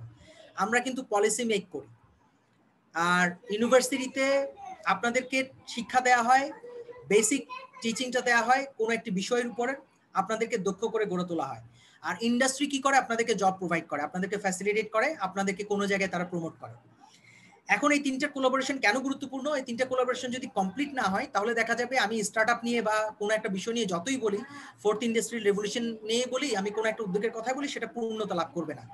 আমরা আমাদের এই জন্য এখানে স্টেক হোল্ডারদেরকে ইনভলভ করেছি। আমাদের এখানে সম্মানিত বিশ্ববিদ্যালয়ের সম্মানিত শিক্ষকরা আছেন, আমাদের এখানে আমাদের ইন্ডাস্ট্রি থেকে সম্মানিত যারা অলরেডি যারা এখানে লিডারশিপে আছেন তারা আছেন। যেমন আমি যদি এক্সাম্পল হিসেবে বলি, আমাদের এখানে এফবিসিসিআই এর বিজিএম এর সভাপতি ডক্টর রুবানা হক আছেন আমাদের স্টেক হোল্ডার হিসেবে। আমাদের বেসিস এর সভাপতি জনাব আলমাস কবির আছেন। আমাদের বাক্যর সভাপতি জনাব ওয়াহিদ শরীফ আছেন। আমাদের বিসিএস বাংলাদেশ কম্পিউটার সমিতির সভাপতি জনাব শহীদ মুনির আছেন। এনারা সবাই কিন্তু আমাদের স্টেক হোল্ডার হিসেবে আছেন। আমরা এভিডেন্স বেসড ডিসিশন নিতে চাই। এভিডেন্স বেসড ডিসিশন না নেওয়ার কারণে প্রচুর ভুল পলিসি হয়, আপনারা জানেন। আমি যদি নিজের মতো করে শুধুমাত্র টেবিলে আলোচনা করে ডিসিশন নিয়ে নিই, সেই ডিসিশন কিন্তু ফ্রুটফুল হবে না। এই জন্য আমরা ইন্ডাস্ট্রি থেকে শুনি কোনটা বেশি ইম্পর্টেন্ট, আমরা ইউনিভার্সিটি প্রফেসরদের কাছ থেকে শুনি। আমাদের এখানে বিশ্ববিদ্যালয়ের প্রফেসর আছেন, ঢাকা বিশ্ববিদ্যালয়ের বুয়েটের ওনারা আছেন, ওনাদের মতামত নিয়ে আমরা ইন্ডাস্ট্রি থেকে শুনে আমাদের এই যে আমাদের যে কার্যক্রমগুলো এগুলো সবসময় আমরা পলিসিগুলো আমরা সবসময় রিডিজাইন করি, আমরা এগুলো রিফর্মুলেট করি যাতে ছাত্রছাত্রীরা এখান থেকে বেনিফিটেড হয়। এবং এই উদ্যোগটা আমরা আরো এগিয়ে নিতে চাই, এই কোলাবোরেশনটা। এই জন্য আমরা যেটা সবসময় ইউনিভার্সিটিগুলোকে বলি, শামিমা আক্তার কিন্তু আমার ডিপার্টমেন্টের স্নেহের ছোট বোন, এবং তার হাজবেন্ডও আমাদের ডিপার্টমেন্টের আমার স্নেহের ছোট ভাই মুরাদ, সেও সরকারি জব করে। তো আমরা প্রায় কথা বলি যে এই কোলাবোরেশনটা কিভাবে আরো বাড়ানো যায়। শামিমা যখন গ্রিন ইউনিভার্সিটিতে প্রথম জয়েন করে, আমি তাকে বলেছি আমাদের এখানে এসে ভিজিট করার জন্য। ছাত্রছাত্রীরা যখন স্টার্টআপ বাংলাদেশের এই অপরচুনিটিগুলো ভিজিট করবে, প্র্যাকটিক্যালি দেখবে, ফ্যাব ল্যাবে এসে সে যখন দেখবে, একটা জিনিস কানে শোনা আর একটা জিনিস দেখা, এটা কিন্তু আকাশ পাতাল পার্থক্য। এটা কনফুসিয়াস বলেছিলেন, এটা আমি অনেক জায়গায় কথাটা বলি যে আমরা যখন কোনো কিছু শুনে আমি ভুলে যাই, তিনি বলেছিলেন যে I see, I hear, I forget, I see, I remember, and I do, I learn. অর্থাৎ আমি কোনো কিছু শুনি আমি ভুলে যাই, এবং সাইন্টিফিক্যালি এটা কিন্তু ট্রু। আমি কোনো কিছু শুনলে, যে আজকে আপনারা যা শুনছেন, এটা কিন্তু আপনাদের 10 থেকে 15% মনে থাকবে, বাকি জিনিসগুলো কিন্তু আপনারা ভুলে যাবেন। আপনারা যদি এগুলো, আমি যে বিষয়গুলো বলছি, এই কার্যক্রমগুলো প্র্যাকটিক্যালি দেখতেন, আমাদের ফ্যাব ল্যাবটা দেখতেন, আপনি আমাদের এই যে আইডিয়া যে গ্র্যান্ড দিচ্ছি, এই গ্র্যান্ডের প্রসেসটা প্র্যাকটিক্যালি দেখতেন, আমরা কিভাবে 10 লক্ষ টাকা দেই, 1 কোটি টাকা দেই, 5 কোটি টাকা দেই। আপনি যদি আমাদের কোয়ার্কিং স্পেসটা দেখতেন, কত চমৎকার ভাবে এসি রুমে আমরা আপনাদেরকে কোয়ার্কিং স্পেস প্রোভাইড করছি, এবং সকাল থেকে সন্ধ্যা পর্যন্ত ছাত্রছাত্রীরা, এই যে বিশ্ববিদ্যালয়ের ছাত্রছাত্রীরা সকাল থেকে সন্ধ্যা পর্যন্ত তাদের টাইম ম্যানেজ করে তারা এখানে রোবট বানাচ্ছে, কেউ 3D প্রিন্টার বানাচ্ছে, প্রিন্টার কিছু বানাচ্ছে, কেউ সার্কিট ডিজাইন করছে। আপনি দেখলেই চমৎকৃত হতেন, আপনার মাথায় গেঁথে যেত। এই জন্য আমরা বিশ্ববিদ্যালয়ের সম্মানিত যারা ইয়েতে আছেন তাদেরকে অনুরোধ করি, যারা আমাদের পরিচিত ফ্যাকাল্টি মেম্বার বা প্রভিসি মহোদয় বা ভিসি মহোদয়, তাদেরকে অনুরোধ করি যে তাদের ছাত্রছাত্রীদেরকে এক্সকারশনের পার্ট হিসেবে আমাদের এখানে পাঠান। আমরা তাদেরকে যেটা করি, সকাল থেকে সন্ধ্যা পর্যন্ত আমাদের সেশন থাকে, মেন্টরিং সেশন, তাদেরকে আমরা মেন্টরিং করি দিনব্যাপী। আমাদের উদ্যোগগুলোর কথা বলি, আমরা আমাদের এখানে তাদেরকে নাস্তা লাঞ্চ প্রোভাইড করি, তারা সারাদিন আমাদের এখানে থাকে। ঢোকার আগে তারা একরকম থাকে, ঢোকার পরে তারা বিশাল একটা পরিবর্তন নিয়ে বের হয়। আমি প্যান্ডেমিকের আগে শামিমাকে বলেছিলাম, ইতিমধ্যে প্যান্ডেমিক শুরু হয়ে গেছে, যেই জন্য ছাত্রছাত্রীদেরকে এখানে আনার সুযোগ হয়নি। তো ফিজিক্যালি এই বিষয়গুলো দেখাতে পারলে অনেক বেশি পরিবর্তন ছাত্রছাত্রীদের মনস্তত্ত্বে আনা সম্ভব হয়। তো এই উদ্যোগগুলো আমরা নিচ্ছি। এর পাশাপাশি আরো যেটা বলবো সেটি হচ্ছে প্রসেসটা নিয়ে একটু বলি, যে এই প্রসেসটা, ফান্ডিং দেওয়ার প্রসেসটা কিরকম, এটা অনেকেই জানার আগ্রহ থাকে, অনেকের প্রসেসটা সম্পর্কে জানতে চান। আমরা আগে যেটা ছিল, এটা একটা কোনো নিয়মের মধ্যে ছিল না, এখন কিন্তু আমরা নিয়মের মধ্যে নিয়ে এসেছি। নিয়মের মধ্যে বলতে আগে আপনারা আবেদন করলে কেউ জানতো না কখন তার আবেদনগুলো শোনা হবে। আমরা এখন যেটা করি, আপনি যদি আজকে আবেদন করেন, আমরা এভরি অল্টারনেটিভ টুইসডেতে আমরা বসি, প্রতি মঙ্গলবারে। আমাদের একটি হাই পাওয়ার সিলেকশন কমিটি আছে, যে সিলেকশন কমিটির সভাপতি হচ্ছেন, আমরা এই হাই পাওয়ার সিলেকশন কমিটিতে কিন্তু কোনো সরকারি আমলাকে রাখিনি, সবাই বেসরকারি থেকে আসছেন। আমাদের এখানে বিশ্ববিদ্যালয়ের শিক্ষক আছেন, এখানে ইন্ডাস্ট্রি থেকে যোগ্য ব্যক্তিরা আছেন। কারা কারা আছেন বললেই বুঝতে পারবেন। বিজিএমই এর সভাপতি ডক্টর রুবানা হক, এটার প্রেসিডেন্ট, এটা চেয়ারপারসন এই সিলেকশন কমিটির। এটার অন্যতম মেম্বার হচ্ছেন আমাদের বেসিসের প্রতিষ্ঠাতা সাধারণ সম্পাদক, যিনি ইউএস এর ইয়েল বিশ্ববিদ্যালয় থেকে গ্র্যাজুয়েশন করে আসছেন 1984-এ, যখন আমাদের অনেকেরই হয়তো জন্ম হয়নি। যিনি টেকনো লিমিটেডের প্রতিষ্ঠাতা, সাকসেসফুল স্টার্টআপ, তিনি এটার অন্যতম মেম্বার। ঢাকা বিশ্ববিদ্যালয় আইবিএর প্রফেসর ডক্টর মোমেন স্যার এটার মেম্বার। তারপর হচ্ছে বেসিসের সভাপতি এটার মেম্বার, বাক্যর সভাপতি এটার মেম্বার, বিসিএস এর সভাপতি এটার মেম্বার, ঢাকা ইউনিভার্সিটির আইসিএস এর professor doctor Rashidur Rahman, associate professor doctor Rashidur Rahman এটার মেম্বার। অর্থাৎ আমরা ইন্ডাস্ট্রি এবং ইউনিভার্সিটির কোলাবোরেশনেই এটা করেছি, যাদের অলরেডি স্টার্টআপ নিয়ে যারা কাজ করছেন এবং তারা সাকসেসফুল স্টার্টআপ যারা রান করছেন, তাদেরকেই আমরা এটার মেম্বার বানিয়েছি, যাতে তারাই ডিসাইড করেন যে কারা স্টার্টআপ হওয়ার যোগ্য বা কাদের আইডিয়াগুলো ভালো, তাদের আইডিয়াগুলো শুনে ফান্ড দেবেন কি দেবেন না, এই ডিসিশনটা ওই সিলেকশন কমিটি নেয়। এই সিলেকশন কমিটির আগে একটা প্রি সিলেকশন কমিটি আছে, যেটা আমরা বললাম যে প্রি সিলেকশন কমিটি আমাদের আইডিয়া প্রকল্পে আমরা যারা কাজ করি তাদেরকে নিয়ে গঠিত। তারা প্রি সিলেকশন কমিটি হিসেবে আমরা বসি প্রাথমিকভাবে আইডিয়াগুলো স্ক্রিনিং করার জন্য। যেটা আমি বলছি, আগে কোনো সিস্টেম ছিল না, এখন এভরি মঙ্গলবার, এভরি টুইসডেতে আমরা বসি তাদের আইডিয়াগুলো শোনার জন্য। আজকে হচ্ছে ফ্রাইডে। আমরা এই গত মঙ্গলবারেও কিন্তু বসেছি, আমরা 8টা-9টা আবেদন পেয়েছিলাম, সেগুলো নিয়ে বসছি এবং প্রতি মঙ্গলবারে আমরা প্রায় 9-10টা আবেদন পাই, সেগুলো নিয়ে আমরা বসি। সরি, এভরি অল্টারনেটিভ মঙ্গলবারে। এখানে আমরা আইডিয়াগুলো শুনি, তাদেরকে আমরা বেসিক্যালি তাদের কাছ থেকে আইডিয়াগুলো শুনে তাদের আইডিয়াগুলো সিলেকশন কমিটিতে দেওয়ার উপযুক্ত কিনা সেটা দেখি। এখন আসেন আইডিয়াগুলো আমরা কি দেখি বা কোন স্টেজে আইডিয়াগুলো আমরা বুঝি যে আইডিয়াটা আসলে ফান্ড দেওয়ার যোগ্য কি যোগ্য না।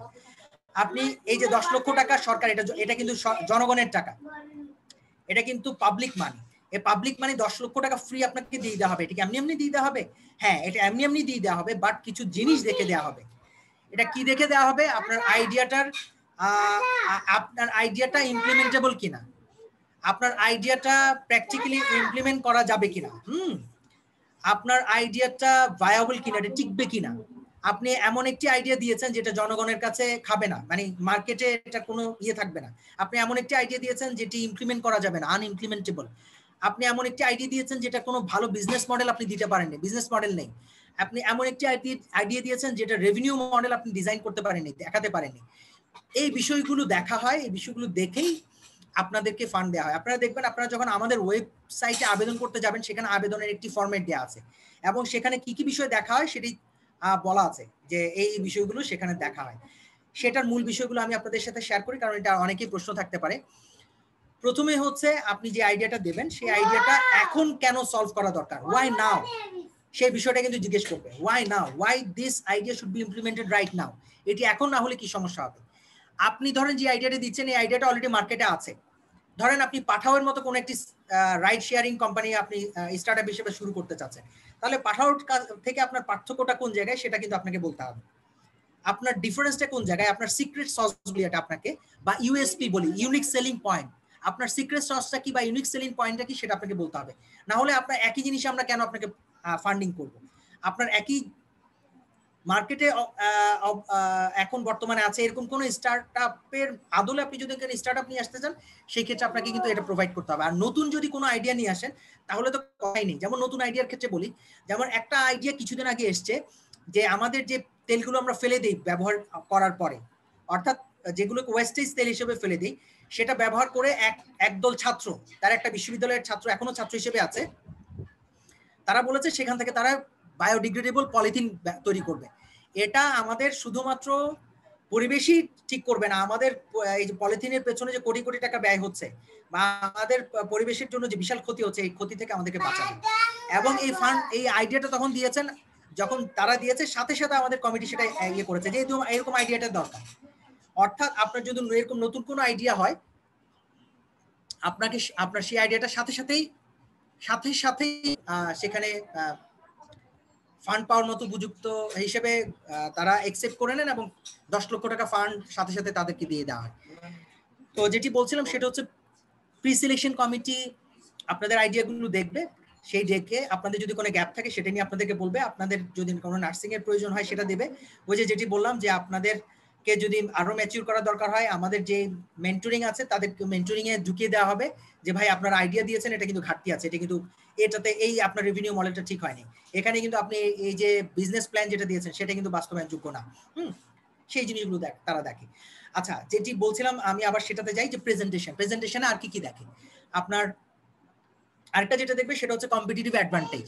যেমন ধরেন আপনি সেবা XYZ এর মতো আপনি কোনো একটা কিছু করতে চাচ্ছেন, তাহলে তাদের কাছ থেকে আপনার কম্পিটিটিভ অ্যাডভান্টেজ কি, ডিসঅ্যাডভান্টেজ কি। আপনার যদি কোনো ডিসঅ্যাডভান্টেজ থেকে থাকে তাদের তুলনায়, সেটাও আপনাকে বলতে হবে। আপনার যদি কোনো কম্পিটিটিভ অ্যাডভান্টেজ থেকে থাকে সেটাও কিন্তু আপনাকে বলতে হবে। তো এই বিষয়গুলো আসলে দেখা হয় ঠিক মতো। আরেকটা যেটা দেখা হয় সেটা হচ্ছে রেভিনিউ মডেল। আপনি এখন পর্যন্ত কত টাকা খরচ করেছেন, এই যে আপনি যে আইডিয়াটা 5-6 মাস ধরে আপনি হয়তো স্ট্রাগল করছেন, এটা নিয়ে ফান্ড পাননি, আপনি নিজে থেকে হয়তো পকেট থেকে 1000 টাকা, 2000 টাকা বা 5000 টাকা খরচ করেছেন, সেটাও কিন্তু আপনাকে বলতে হবে। এটাকে আমরা বলি ফ্রেন্ডস, ফ্যামিলি, ফুলস। ফ্রেন্ডস বলি হচ্ছে বন্ধু বান্ধবদের কাছ থেকে আপনি কোনো টাকা ধার করে এটা করেছেন কিনা, ফ্যামিলি থেকে কোনো টাকা নিয়ে আপনি এখানে কাজে লাগিয়েছেন কিনা, ফুলস মানে যারা আপনাকে বিশ্বাস করে টাকা দিয়েছে, তাদেরকে আমরা ফুলস বলছি, যে আপনার আইডিয়াটা তারা বিশ্বাস করেছে, আপনার কোনো কোলাটেরাল তারা আপনার কাছ থেকে চায়নি, বিশেষ করে হয়তো বা 10,000 টাকা, 50,000 টাকা, 1 লাখ টাকা দিয়েছে, আপনি এরকম কারো কাছ থেকে টাকা পেয়েছেন কিনা সেটা আপনি এখানে কাজে লাগিয়েছেন কিনা সেটা কিন্তু আপনাকে দেখাতে হবে। সে ফর এক্সাম্পল আপনি আইডিয়াটার পেছনে 1 লাখ টাকা খরচ করেছেন, কোত্থেকে টাকাটা পেয়েছেন সেটা আপনাকে বলতে হবে, কতদিন ধরে আপনি এটা ইমপ্লিমেন্ট করেছেন সেটা বলতে হবে, এবং আপনি কাদের উপরে এটা ইমপ্লিমেন্ট করেছেন, এটার কোনো পাইলটিং করেছেন কিনা সেটা আপনাকে বলতে হবে।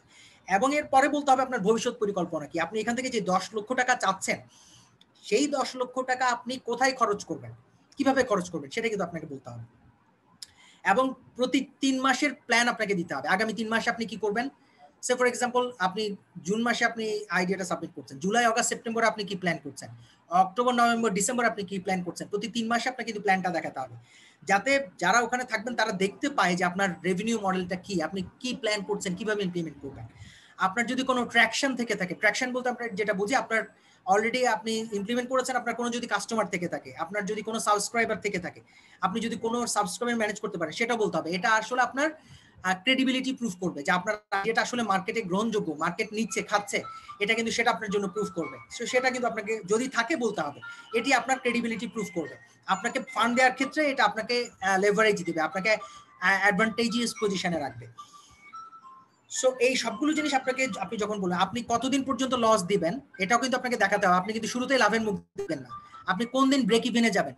আপনি ধরেন এই যে 10 লক্ষ টাকা যেটা আইডিয়া প্রজেক্ট থেকে আপনি চাচ্ছেন, এটা আপনি আগামী 6 মাসে ইমপ্লিমেন্ট করে আপনার হয়তোবা আপনি দেখাতে চাচ্ছেন আগামী 1 বছর পরে আপনি লাভের মুখ দেখবেন। সেটা কিন্তু আপনাকে বলতে হবে যে 1 বছর পরে আপনি ব্রেক ইভেনে পৌঁছাবেন এবং এরপর আপনি লাভের মুখ দেখবেন।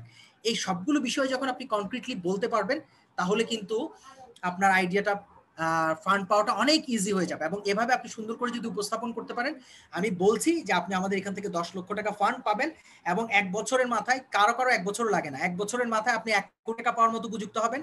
1 কোটি টাকা পাওয়ার মতো যে উপযুক্ত হবেন সেটা আপনি নিজেই বুঝতে পারবেন। আপনি যখন আপনার আইডিয়াটা একটা লেভেলে যাবে, তখন আপনি দেখবেন থার্ড পার্টি দিয়ে আপনি ভ্যালুয়েশন করাবেন আপনার আইডিয়াটাকে। এখানেও কিন্তু আমাদের অনেকের গ্যাপ আছে।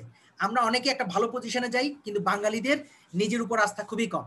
মনে করো আমার আইডিয়াটা কি এতটুকু যোগ্য হয়েছে, আমার আইডিয়াটার মূল্য কি এখন 50 লাখ টাকা হবে, আসলে তার আইডিয়াটার মূল্য এর চেয়ে বেশি, 1 কোটি টাকা। আপনি যখন থার্ড পার্টি দিয়ে ভ্যালুয়েট করাবেন, তখন কিন্তু আপনি বুঝবেন আপনার আইডিয়াটার মূল্য 1 কোটি না 1.5 কোটি টাকা। আমরা অনেকেই ভালো ভালো আইডিয়া নিয়ে বসে থাকি, কোনো একটা জায়গায় আইডিয়া শেয়ার করেছি, ধরেন কোনো একটা ফোরামে কেউ হয়তো এটা কিনে নিতে চেয়েছে 50 লাখ টাকা দিয়ে, আমি বিক্রি করতে রাজি হয়ে গেছি। হ্যাঁ, 50 লাখ টাকা বলেছে, এটা তো অনেক। আসলে আপনার আইডিয়াটার মূল্য আপনি যদি থার্ড পার্টি দিয়ে ভ্যালুয়েট করাতেন, হয়তো আপনার আইডিয়াটার মূল্য হতো 2 কোটি টাকা। এই জন্য আপনি যখন প্রিসিড ফান্ড পাবেন, টাকা ইমপ্লিমেন্ট করবেন, আইডিয়াটা একটা লেভেলে যাবে, তখন আপনি ভ্যালুয়েশন করাবেন। ভ্যালুয়েশন করিয়ে আপনি আইডিয়া প্রকল্পের এই যে বাংলাদেশের যে প্রথম ভেঞ্চার ক্যাপিটাল কোম্পানি হয়েছে, যেটা আমি আপনাকে বলেছি, অলরেডি কোম্পানি তার কার্যক্রম শুরু করেছে, সেখানে আপনি ফান্ডের জন্য আবেদন করবেন, 1 কোটি টাকা আপনি পাবেন। সরকারি টাকা সবাই চায়, কারণ সরকারি টাকায় রিস্ক কম, আপনার সবকিছু ঠিকঠাক মতো হয় এবং আপনার কোনো টেনশন নেই, টাকাটা আপনি যথাযথভাবে পাবেন। এই 1 কোটি টাকা দিয়ে আপনি আপনার কার্যক্রমে এগিয়ে নিয়ে গেলেন, এরপর আপনি গ্রোথ স্টেজে 5 কোটি টাকা চাইবেন। এই হলো টোটাল প্রসিজিওর, টোটাল যে হেল্প, টোটাল যে বিষয়গুলো আছে আপনার সরকারের পক্ষ থেকে দেওয়া হচ্ছে, শুধুমাত্র আইডিয়া প্রজেক্ট থেকে সেটা বললাম। এর পাশাপাশি কিন্তু আমাদের BIDA, Bangladesh investment development authority, সরকারের এইটা বিশাল একটি ভূমিকা রাখছে আমাদের স্টার্টআপদের জন্য, স্টার্টআপকে ফ্যাসিলিটেট করার জন্য। আপনারা জানেন বিডা কিন্তু বাংলাদেশের যে ইকোনমিক জোনগুলো আছে, সেখানে বড় বড় প্রতিষ্ঠানদেরকে নিয়ে আসার জন্য দেশের বাইরে থেকে সেখানে অবদান রাখছে। সেখানে আপনার যে জব ক্রিয়েট হবে, আপনার যে স্পেস আছে, আমাদের স্টার্টআপটা কিন্তু সেখানে স্পেস নিতে পারে, সেখানে জব ক্রিয়েশনে ভূমিকা রাখতে পারে এবং তাদের জন্য এম্পল অপরচুনিটি আছে সেই জায়গায়। বিডা সেখানে ভূমিকা রাখছে। আমরা কিন্তু বিডার সাথেও কাজ করছি জয়েন্টলি, আমরা এসএমইর সাথে কাজ করছি জয়েন্টলি এই কালচারটাকে প্রমোট করার জন্য। এবং দেশের বাইরে আমরা এর পাশাপাশি আরেকটা ইম্পর্টেন্ট জিনিস বলা হয়নি, শুধুমাত্র আমরা আমাদের আইডিয়াতেই সীমাবদ্ধ না, আমাদের বাংলাদেশে আমরা সীমাবদ্ধ নাই, আমরা আমাদের এই ছাত্রছাত্রীদেরকে দেশের বাইরেও নিয়ে যাচ্ছি। দেশের বাইরে কালচারটা কিরকম সেটা কিন্তু তাদের দেখা দরকার। যেমন ধরেন স্টার্টআপ দুবাই যে ইন্টারন্যাশনাল প্রোগ্রাম হচ্ছে, সেখানে কিন্তু আমরা আমাদের সিলেক্টিভ কিছু স্টার্টআপদেরকে নিয়ে যাচ্ছি তাদেরকে এক্সপোজার জন্য, তাদের এক্সপোজারের জন্য। কিরকম এক্সপোজার, সেখানে তারা যখন বিশ্বের বিভিন্ন ভেঞ্চার ক্যাপিটাল কোম্পানিগুলোকে দেখে, বিশ্বের বিভিন্ন আইডিয়াগুলো দেখে, তাদের মন আরো অনেক বড় হয়, তাদের আইডিয়াগুলো অনেক ভালোভাবে তারা ডেভেলপ তখন করতে পারে। এরকম ইন্টারন্যাশনাল ইভেন্টগুলোতে তাদেরকে যাওয়ার সুযোগ করে দিই। অলরেডি কিন্তু আমরা প্যান্ডেমিকের আগে বেশ কিছু স্টার্টআপকে বিভিন্ন দেশে নিয়ে যাওয়ার সুযোগ করে দিয়েছি। আমরা ইন্দোনেশিয়া নিয়ে গেছি, আমরা তুরস্কে নিয়ে গেছি স্টার্টআপ ইস্তাম্বুলে, আমরা দুবাই নিয়ে গেছি স্টার্টআপ দুবাই, আমরা স্টার্টআপ মালয়েশিয়াতে নিয়ে গেছি। এটার কারণে স্টার্টআপরা ব্যাপকভাবে উপকৃত হয়েছে, তাদের চোখ খুলে গেছে।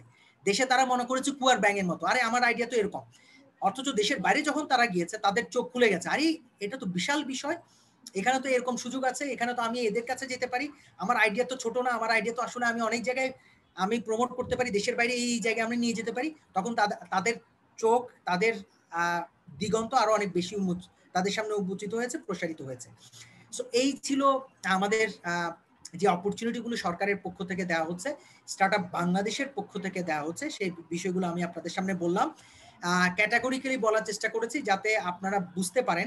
ফান্ডিং এর অপরচুনিটির কথা বলেছি, আমরা কোয়ার্কিং স্পেসের কথা বলার চেষ্টা করেছি আপনাদের জন্য, আমরা মেন্টরিং এর সুবিধার কথা বলেছি, আমরা ল্যাব ফ্যাসিলিটির কথা বলেছি, আমরা ট্রেনিং ফ্যাসিলিটির কথা বলেছি, আমরা আমাদের যে বিশ্ববিদ্যালয়ের শিক্ষকবৃন্দ, আমাদের ইন্ডাস্ট্রির নেতৃবৃন্দ, তাদেরকে নিয়ে যেই আমাদের কোলাবোরেশন, স্টেক হোল্ডারদের কোলাবোরেশন, সেটার কথা আপনাদেরকে বলেছি। আমরা আমাদের দেশের বাইরে যে এক্সপোজার, সেটার কথা বলেছি। এবং সর্বোপরি যে প্রসিডিউরের মাধ্যমে আপনারা আমাদের এখান থেকে ফান্ড পেতে পারেন, যে আইডিয়াটা যেভাবে সাবমিট করলে আপনারা ফান্ড পেতে পারেন, যে প্রেজেন্টেশনটা আপনার কিভাবে সাবমিট করলে আপনারা ফান্ড পেতে পারেন, সেটি আমি আপনাদেরকে উপস্থাপন করার চেষ্টা করেছি। এখন আপনারা প্রশ্ন করতে পারেন। আরেকটা জিনিস বলে আমি একটু শেষ করব। আপনার যে কোনো আইডিয়া চূড়ান্তভাবে রূপ লাভ করার জন্য, একটি ভালো অবস্থায় পৌঁছানোর জন্য টিম ফরমেশনটা খুবই গুরুত্বপূর্ণ, যেটি আমাদের সিলেকশন কমিটি দেখে। আমরা দেখেছি বুয়েটের খুব ভালো ভালো স্টুডেন্ট, ঢাকা ইউনিভার্সিটি খুব ভালো ভালো স্টুডেন্ট আমরা ফান্ড করেছি, কিন্তু পরবর্তীতে টিম কম্বিনেশন ভালো না থাকার কারণে টিকে নাই। টিম কম্বিনেশন খুবই গুরুত্বপূর্ণ। আমরা টিমের মধ্যে শুধুমাত্র যদি টেকনিক্যাল পার্সন থাকে তাহলে সেই টিম আগায় না, কারণ তারা প্রেজেন্টেশনে শুধু টেকনিক্যাল বিষয়গুলো বলার চেষ্টা করে, তারা টেকনিক্যাল জিনিসগুলোকে বেশি হাইলাইট করার চেষ্টা করে, অথচ সেটা আসলে গুরুত্বপূর্ণ না। তারা গুরুত্বপূর্ণ না, তারা শুরু করে আমরা একটা অ্যাপ ডেভেলপ করেছি, আমরা একটি ওয়েবসাইট ডেভেলপ করেছি, এভাবে। আসলে বিষয়টা কিন্তু তা না। আপনার একটি ব্যালেন্স টিম থাকতে হবে। ব্যালেন্স টিম কিরকম? সেখানে যেমন টেকনিক্যাল পার্সন থাকতে হবে, যিনি সিটিও হতে পারেন, ঠিক তেমনি একজন বিজনেস ভালো বোঝেন, বিজনেস মডেল ভালো বোঝেন, ফাইন্যান্সিয়াল অ্যানালিসিস ভালো করে করতে পারেন, এরকম একজনকে থাকতে হবে, যিনি আপনার ব্যবসাটাকে এগিয়ে নিয়ে যাবেন। শুধু টেকনিক্যালি সাউন্ড হলে কিন্তু আপনার ব্যবসা আগাবে। আপনি ভালো যদি মার্কেটিং করতে না পারেন, আপনার আইডিয়াটাকে যদি ভালোভাবে আপনি সেল করতে না পারেন, আপনার তো ভালো আইডিয়াই হোক কেন, এটা এক পর্যায়ে গিয়ে, এই জন্য আপনার আইডিয়াটা যাতে সেলেবল হয়, ভালো রেভিনিউ মডেল ডিজাইন করা, ভালো বিজনেস মডেল রেডি করা, আপনার এটা ভালো একটা মার্কেটিং স্ট্র্যাটেজি তৈরি করা, এরকম একজনকে লাগবে। এর পাশাপাশি যিনি ভালো বলতে পারেন, দেখা যাচ্ছে ভালো স্ট্র্যাটেজি তৈরি করতে পারেন, ফাইন্যান্সিয়াল স্ট্র্যাটেজি, কিন্তু আবার ভালো বলতে পারেন না, যিনি আবার টেকনিক্যালি সাউন্ড ভালো বলতে পারেন না, কিন্তু ভালো বলতে পারে একজন লাগবে। একটা ভালো জিনিসকে ভালোভাবে প্রেজেন্ট করা, এটা কিন্তু খুবই গুরুত্বপূর্ণ। আপনার ভালো আইডিয়া কিন্তু আপনি প্রেজেন্ট করলেন খারাপ ভাবে, সেটা কিন্তু আপনি কোনো ফান্ড পাবেন না। আপনি যত ভালো আইডিয়া নিয়ে থাকেন না কেন, ফান্ড পাবেন, আপনাকে ভালোভাবে সেটা প্রেজেন্ট করতে জানতে হবে।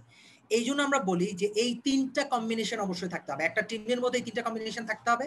যদি এই তিনটা কম্বিনেশন থাকে তাহলে সেই টিমটা খুব দ্রুত এগিয়ে যায় এবং খুব ভালোভাবে সাস্টেইন করে। আমরা আমাদের ব্যক্তিগত অভিজ্ঞতা থেকে দেখেছি।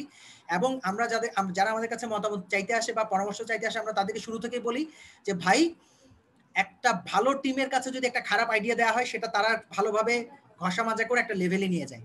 কিন্তু একটা খারাপ টিমের কাছে একটা ভালো আইডিয়া আমরা দেখেছি ধ্বংস হয়ে গেছে, কারণ টিমটা খারাপ, ভালো আইডিয়া, সে যত ভালো আইডিয়া হোক না কেন, সে সেটাকে একটা লেভেলে নিতে পারে না, আইডিয়াগুলো তারা নষ্ট করে ফেলে।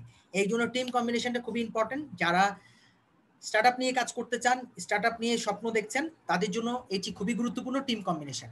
আর আরেকটি উপদেশ আমি বলবো, যারা এখন সেকেন্ড ইয়ার, থার্ড ইয়ারে, ফোর্থ ইয়ারে আছেন, তাদের জন্য কিন্তু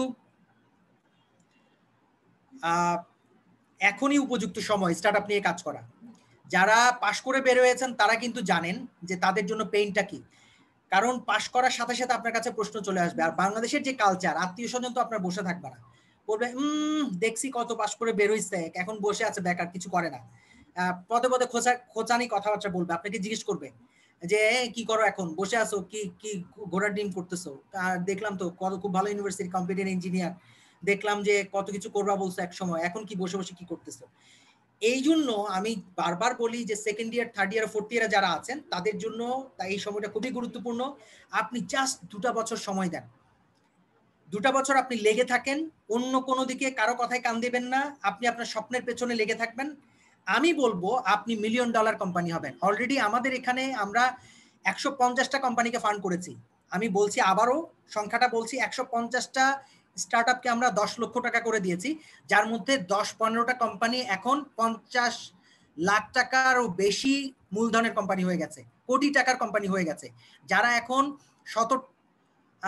মোর দেন 100 এমপ্লয়ি তাদের আছে, অর্থাৎ তারা 100 জনের বেশিকে চাকরি দিয়েছে, তারা দেশের বাইরে থেকে কোটি কোটি টাকা ফান্ড নিয়ে আসছে, কোটি কোটি টাকা। আমি এটা সংখ্যা আমরা অনেক সময় বলি না, বলার ক্ষেত্রে এটা আসলে বলার ক্ষেত্রে বলা নেই, আসলেই কোটি টাকা নিয়ে আসছে দেশের বাইরে থেকে।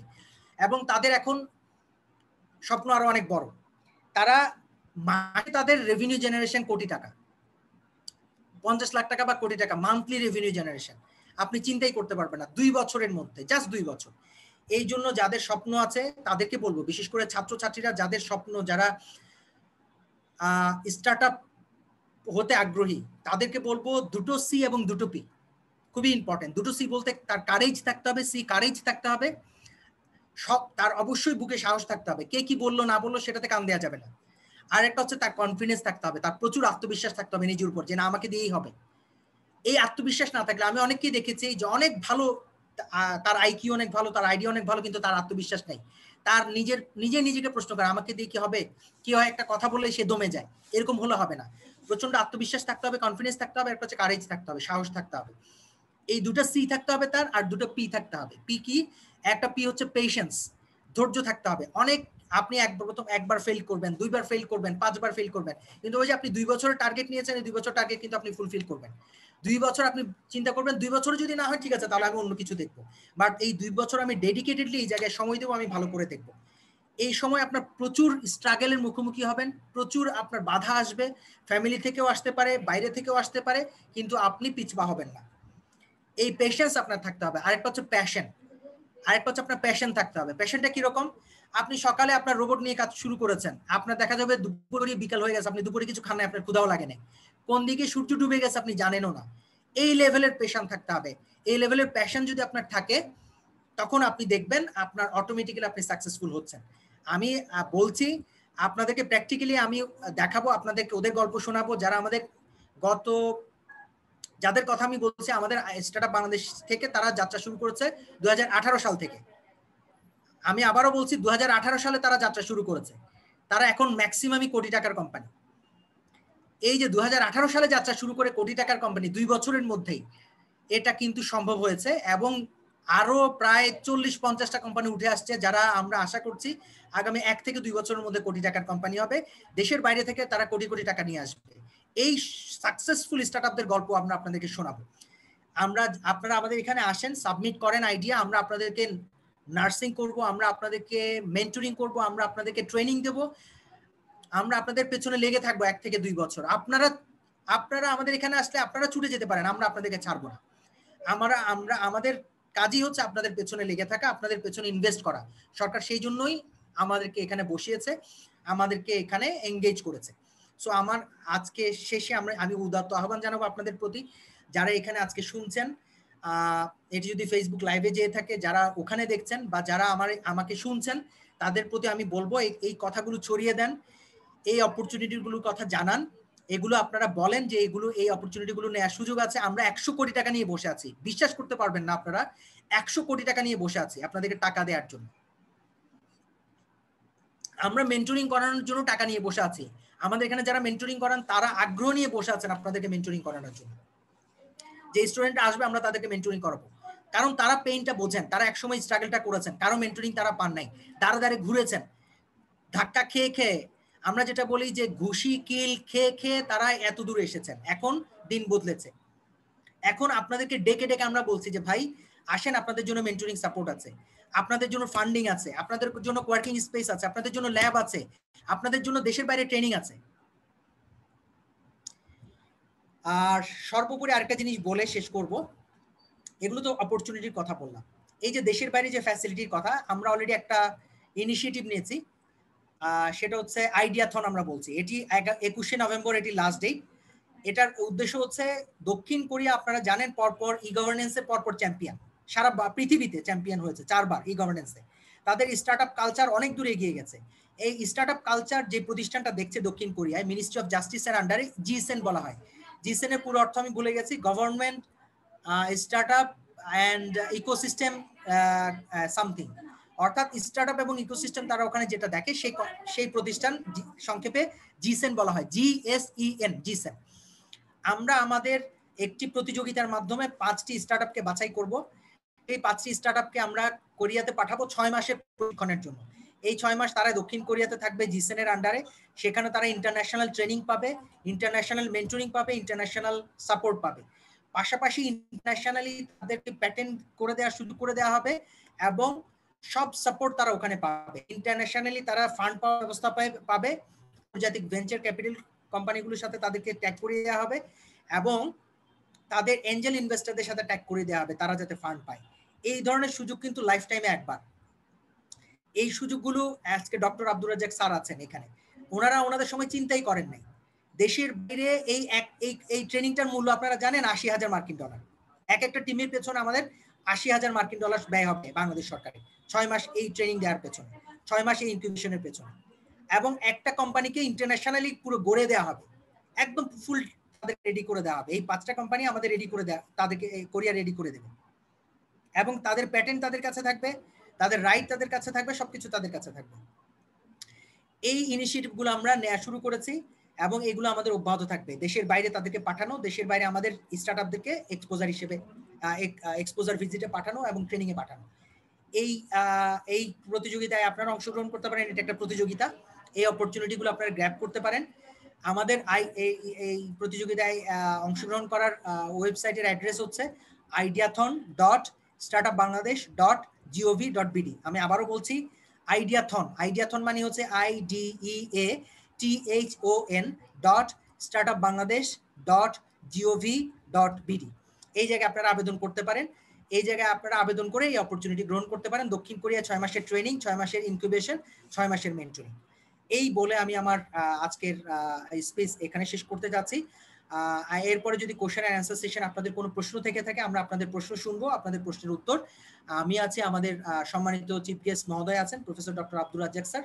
স্যারও অনেক অভিজ্ঞ, স্যার নিজেই স্টার্টআপ নিয়ে কাজ করেন, অনেক ছাত্রছাত্রীকে স্যার মেন্টরিং করেছেন আমি জানি, তাদের আইডিয়া ডেভেলপ করার জন্য কাজ করেছেন। স্যার অনেক গুণগ্রাহী আছেন, আমি স্যার নিজেও স্যারের একজন ভক্ত। স্যারের সাথে 2012 সাল থেকে আইসিটিতে যখন ছিলাম তখন কাজ করার সুযোগ হয়েছে। স্যারের আইডিয়াগুলো দেখার সুযোগ হয়েছে, চমৎকার আইডিয়া স্যার দেন।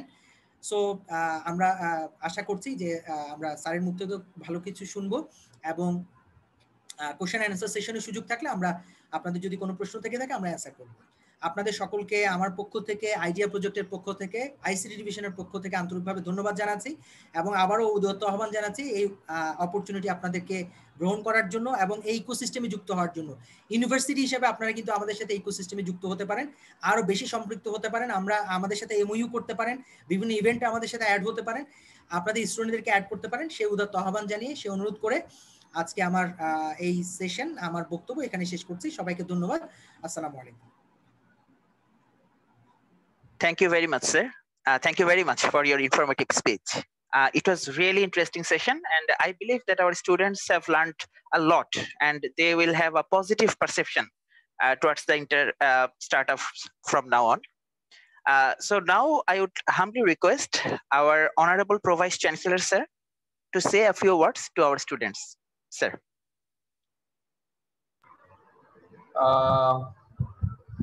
প্রীতম কিউএস সেশনটা করব না? ওকে স্যার, ঠিক আছে স্যার। Okay, so we are going to start the question answering session now. Dear students, please raise your hand if you have any comments, queries or suggestions, and I will let each and everyone talk with our resource person. Thank you. যদি কারো কোনো question থাকে kindly তোমরা virtually hand raise করতে পারো, আমরা এক এক করে সবার কাছে যাব, সবার কোশ্চেন, সাজেশন, কমেন্টস শুনবো।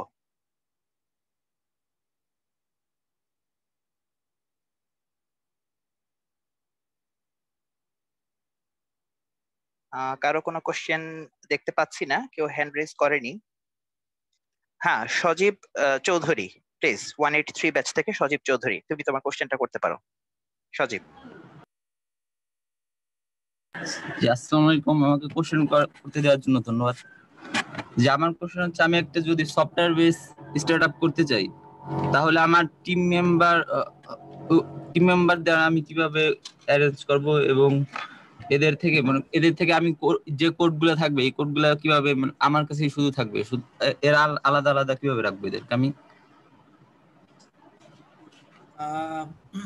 আচ্ছা, আমি এখানে মনে হচ্ছে প্রশ্নের দুটো ভাগ যতটুকু বুঝতে পেরেছি। সেটি প্রথম হচ্ছে আপনি টিমটা কিভাবে ফরমেশন করবেন এবং আপনার কোডের বিষয়ে আপনি জানতে চেয়েছেন, অর্থাৎ আমি যেটা বুঝতে পারছি আপনার প্যাটেন্টের বিষয়ে আপনি জানতে চেয়েছেন, সেটা একটু বলি। সেটা একটু বাদ পড়েছে আমার বক্তব্যেও। প্রথমে হচ্ছে আপনার টিম ফরমেশন সম্পূর্ণ আপনার বিষয়। আপনি আপনার পছন্দ অনুযায়ী আপনার টিমে কাদেরকে রাখবেন সেটি আপনি নির্ধারণ করবেন। আমি যেটা বলেছি টিম ফরমেশনের ক্ষেত্রে যেটি সম্পূর্ণ গুরুত্বপূর্ণ সেটি হচ্ছে যে আপনার টিমে টেকনিক্যাল পার্সন থাকতে হবে একজন, যিনি টেকনিক্যাল বিষয়গুলো দেখবেন। কারণ এখন টেকনিক্যাল বিষয়গুলো ছাড়া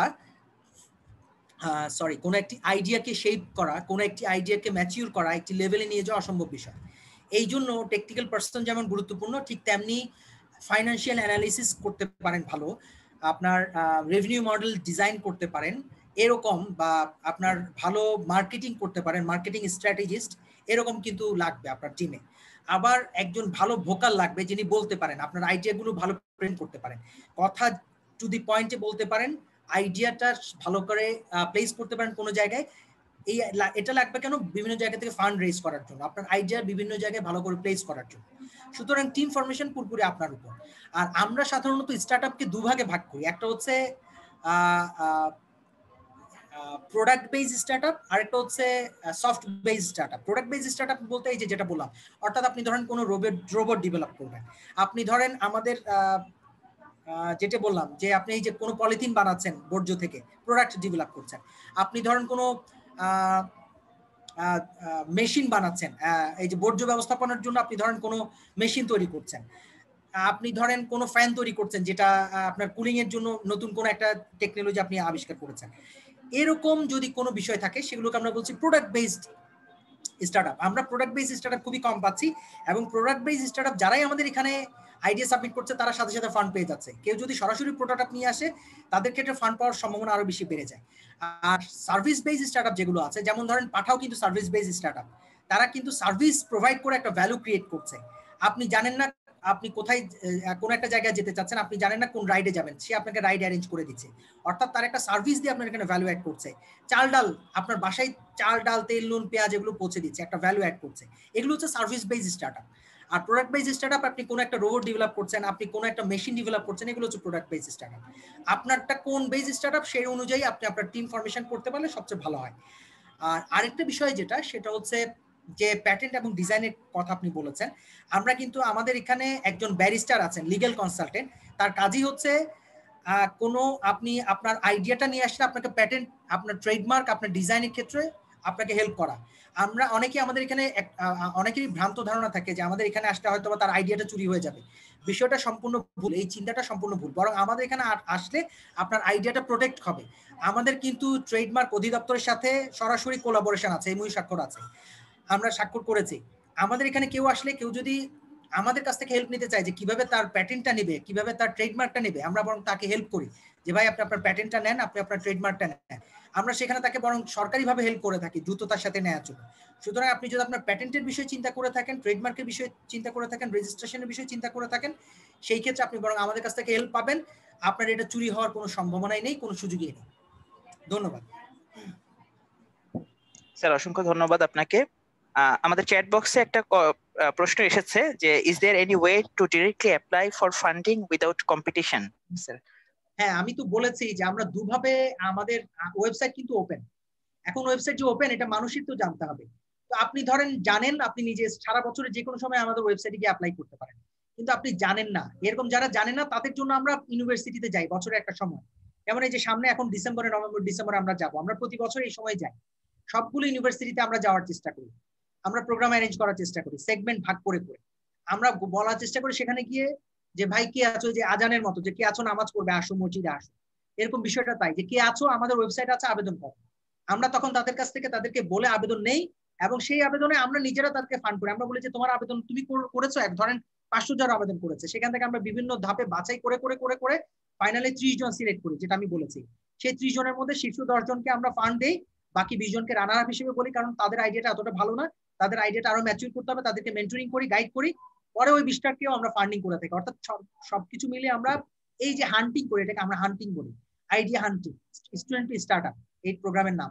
এই আইডিয়াটা হান্টিং এর মাধ্যমে আমরা 30টা আইডিয়া বাছাই করি যাদেরকে আমরা ফান্ড দিই, তারা নিজেরা হয়তো বা জানতো না তার আইডিয়াটা ভালো।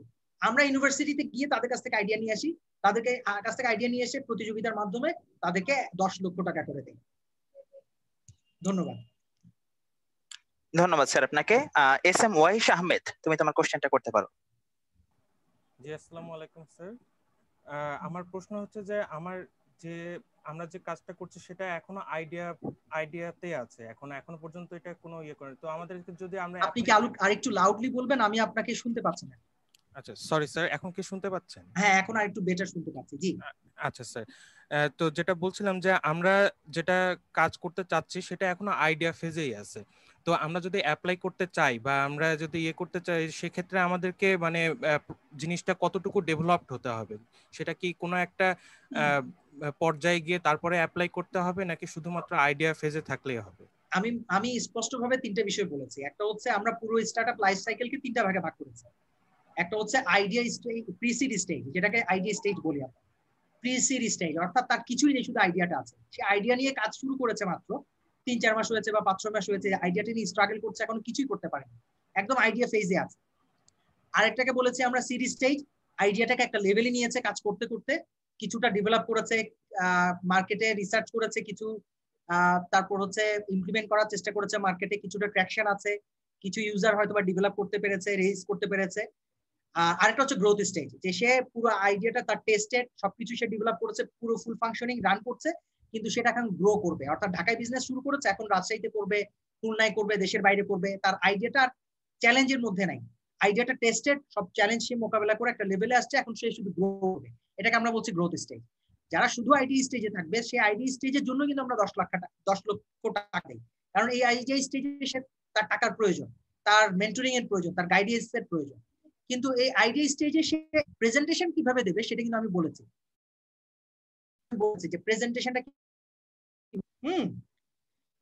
সেই প্রেজেন্টেশনে আমি আমাদের গাইডলাইনটা বলা আছে, আমাদের ওয়েবসাইটে গেলে আপনি দেখবেন, সেটাকে আমরা বলছি পিচ ডেক।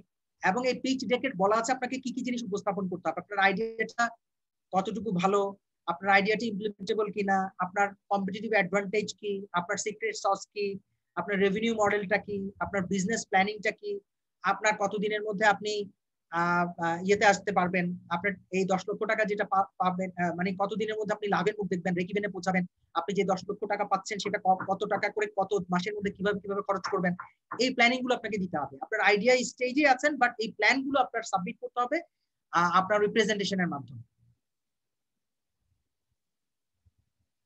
জি স্যার, ধন্যবাদ আপনাকে। হ্যাঁ, তানভীর রহমান 181 ব্যাচ থেকে। আসসালামু আলাইকুম। আচ্ছা, এখানে আমরা স্টার্টআপে কি শুধুমাত্র মানে বিজনেস রিলেটেড যেসব প্রজেক্ট গুলো আছে ওগুলাই কি ইনক্লুডেড, বা কিছু কিছু ক্ষেত্রে কিছু কিছু প্রজেক্ট এরকমও যদি হতে হয় যে সেটা আসলে ডাইরেক্টলি ইউজার থেকে রেভিনিউ আনবে না, বাট ওভারঅল গভর্নমেন্টের একটা সিস্টেমকে নতুন ভাবে ম্যানিপুলেট করবে, যেটা আমাদের ওভারঅল কান্ট্রি পিপলদের জন্য অনেক কিছু ইজি করবে, এরকম কোনো কিছু ফান্ডিং এর ব্যবস্থা আছে? আপনার যে কোনো আইডিয়া সেটা যদি ইমপ্লিমেন্টেবল হয়, সেটা যদি বাস্তবসম্মত হয়, সেটা যদি বাস্তবে কাজে লাগে, তাহলে আপনি আমাদের এখান থেকে ফান্ড পাবেন। সোজা কথা, আমরা টোটাল 17টা সেক্টর আইডেন্টিফাই করেছি। 17টা সেক্টরের মধ্যে সব কভার করে। কেউ আমাকে প্রশ্ন করেন যে এটা কভার করে কি, কভার করে না এরকম কোনো কিছু আমরা রাখিনি। আপনি ট্রান্সপোর্ট সেক্টর বলেন, আপনি ট্যুরিজম বলেন, আপনি ফাইন্যান্সিয়াল সেক্টর বলেন, আপনি হেলথ বলেন, আপনি এডুকেশন বলেন, আপনি মহিলা ও শিশু বলেন, আপনার অ্যাডমিনিস্ট্রেশন বলেন, কোনটা আছে যেটাতেই আপনি চান, যে সেক্টরেই চান সেই সেক্টরে আপনি আইডিয়া সাবমিট করতে পারবেন। এমন কোনো সেক্টরে আমরা বাদ দিইনি, প্রত্যেকটা সেক্টরকে আমরা কভার করেছি, ইনক্লুড করেছি। যেই সেক্টরে আপনার আইডিয়া হোক না কেন আপনি আবেদন করতে পারেন, সেটার জন্য আপনি আমাদের এখান থেকে ফান্ড পাওয়ার যোগ্য। আচ্ছা, আরেকটা কোশ্চেন স্যার, আমরা যদি এখানে একটা আইডিয়া দিলাম, ধরেন আমাদের এখান থেকে যদি গভর্নমেন্টের কোনো ডাটাবেস অ্যাক্সেস করার প্রয়োজন হয়, তো এক্ষেত্রে কি গভর্নমেন্ট কোনো সহায়তা করবে? যে কারণ নর্মালি গভর্নমেন্টের ডাটাবেস গুলো তো সিকিউর থাকে, বা কোনো প্রজেক্ট বাস্তবায়ন করতে গেলে যদি হয়তো দেখা যাচ্ছে হিউজ পরিমাণ ডাটাবেস আমার লাগতেছে, বা মানে আমাদের আচ্ছা, আমি আপনার প্রশ্নটা আমি বুঝতে পেরেছি। আমি আপনার প্রশ্নটা আপনাকে প্রশ্ন করে উত্তরটা দিই। আমি যদি এখন গ্রিন ইউনিভার্সিটির স্টুডেন্টদের ডাটাবেস চাই, গ্রিন ইউনিভার্সিটি কি আমাকে দেবে? আপনি যদি গ্রিন ইউনিভার্সিটির অ্যাডমিনিস্ট্রেশনের কেউ হন, আপনি কি আমাকে দেবেন? যদি এরকমটা একটা সিস্টেম হয় যেখানে আসলে আমি ওপেনলি একটু বলি, সেটা হচ্ছে যেমন আমরা এখন বর্তমানে আমি বলছি, আমি আপনার থেকে উত্তরটা, আপনি উত্তরটা দিতে পারতেন। আমার সাথে যদি গ্রিন ইউনিভার্সিটি কোনো চুক্তি থাকে, হ্যাঁ সেটাই, আমি যদি গ্রিন ইউনিভার্সিটির সাথে কোনো এমইউ স্বাক্ষরিত হয়, বা আমি যদি গ্রিন ইউনিভার্সিটি কোনো পার্ট হই, দেন পলিসির আলোকে আমাকে দেবে, বিষয়টা তাই। আপনি যখন আমাদের এখান থেকে ফান্ড পেয়ে যাবেন, তখন you will be the part of idea project, you will be the part of the government. In that case the government will help you out, the government will facilitate you facilitate you to complete your job. আপনার এখানে যেটাই দরকার হবে তখন সরকার আপনাকে facilitate করবে। তখন আমরা আপনাকে চিঠি দেব যে আপনি আমাদের একটা স্টার্টআপ, আপনার এই ক্ষেত্রে গভর্নমেন্টের এই হেল্পটা দরকার, অমুক জায়গায় হেল্পটা দরকার, আমরা সরকারিভাবে সরকারের অমুক প্রতিষ্ঠানকে আমাদের এখান থেকে চিঠি দেবো। এরকম অনেকেই আমরা চিঠি দিয়েছি। আমরা বিআরটিএ কে চিঠি দিয়েছি, আমরা রাজুককে চিঠি দিয়েছি, আমরা শিক্ষা মন্ত্রণালয়কে চিঠি দিয়েছি, আমরা দুর্যোগ ব্যবস্থাপনা মন্ত্রণালয়কে চিঠি দিয়েছি। আপনি যখন আমাদের পার্ট হয়ে যাবেন, আমাদের এখান থেকে ফান্ড পেয়ে যাবেন, তখন you will be the part of our system, then will provide you, will facilitate you. বুঝতে পেরেছেন বিষয়? Yes sir, yes sir, thank you sir. ধন্যবাদ আপনাকে। ছাত্রছাত্রীদের থেকে যদি আর কোনো কোশ্চেন থাকে কাইন্ডলি তোমরা করতে পারো। ওকে, আমি আর কোনো কোশ্চেন দেখতে পাচ্ছি না ছাত্রছাত্রীদের থেকে।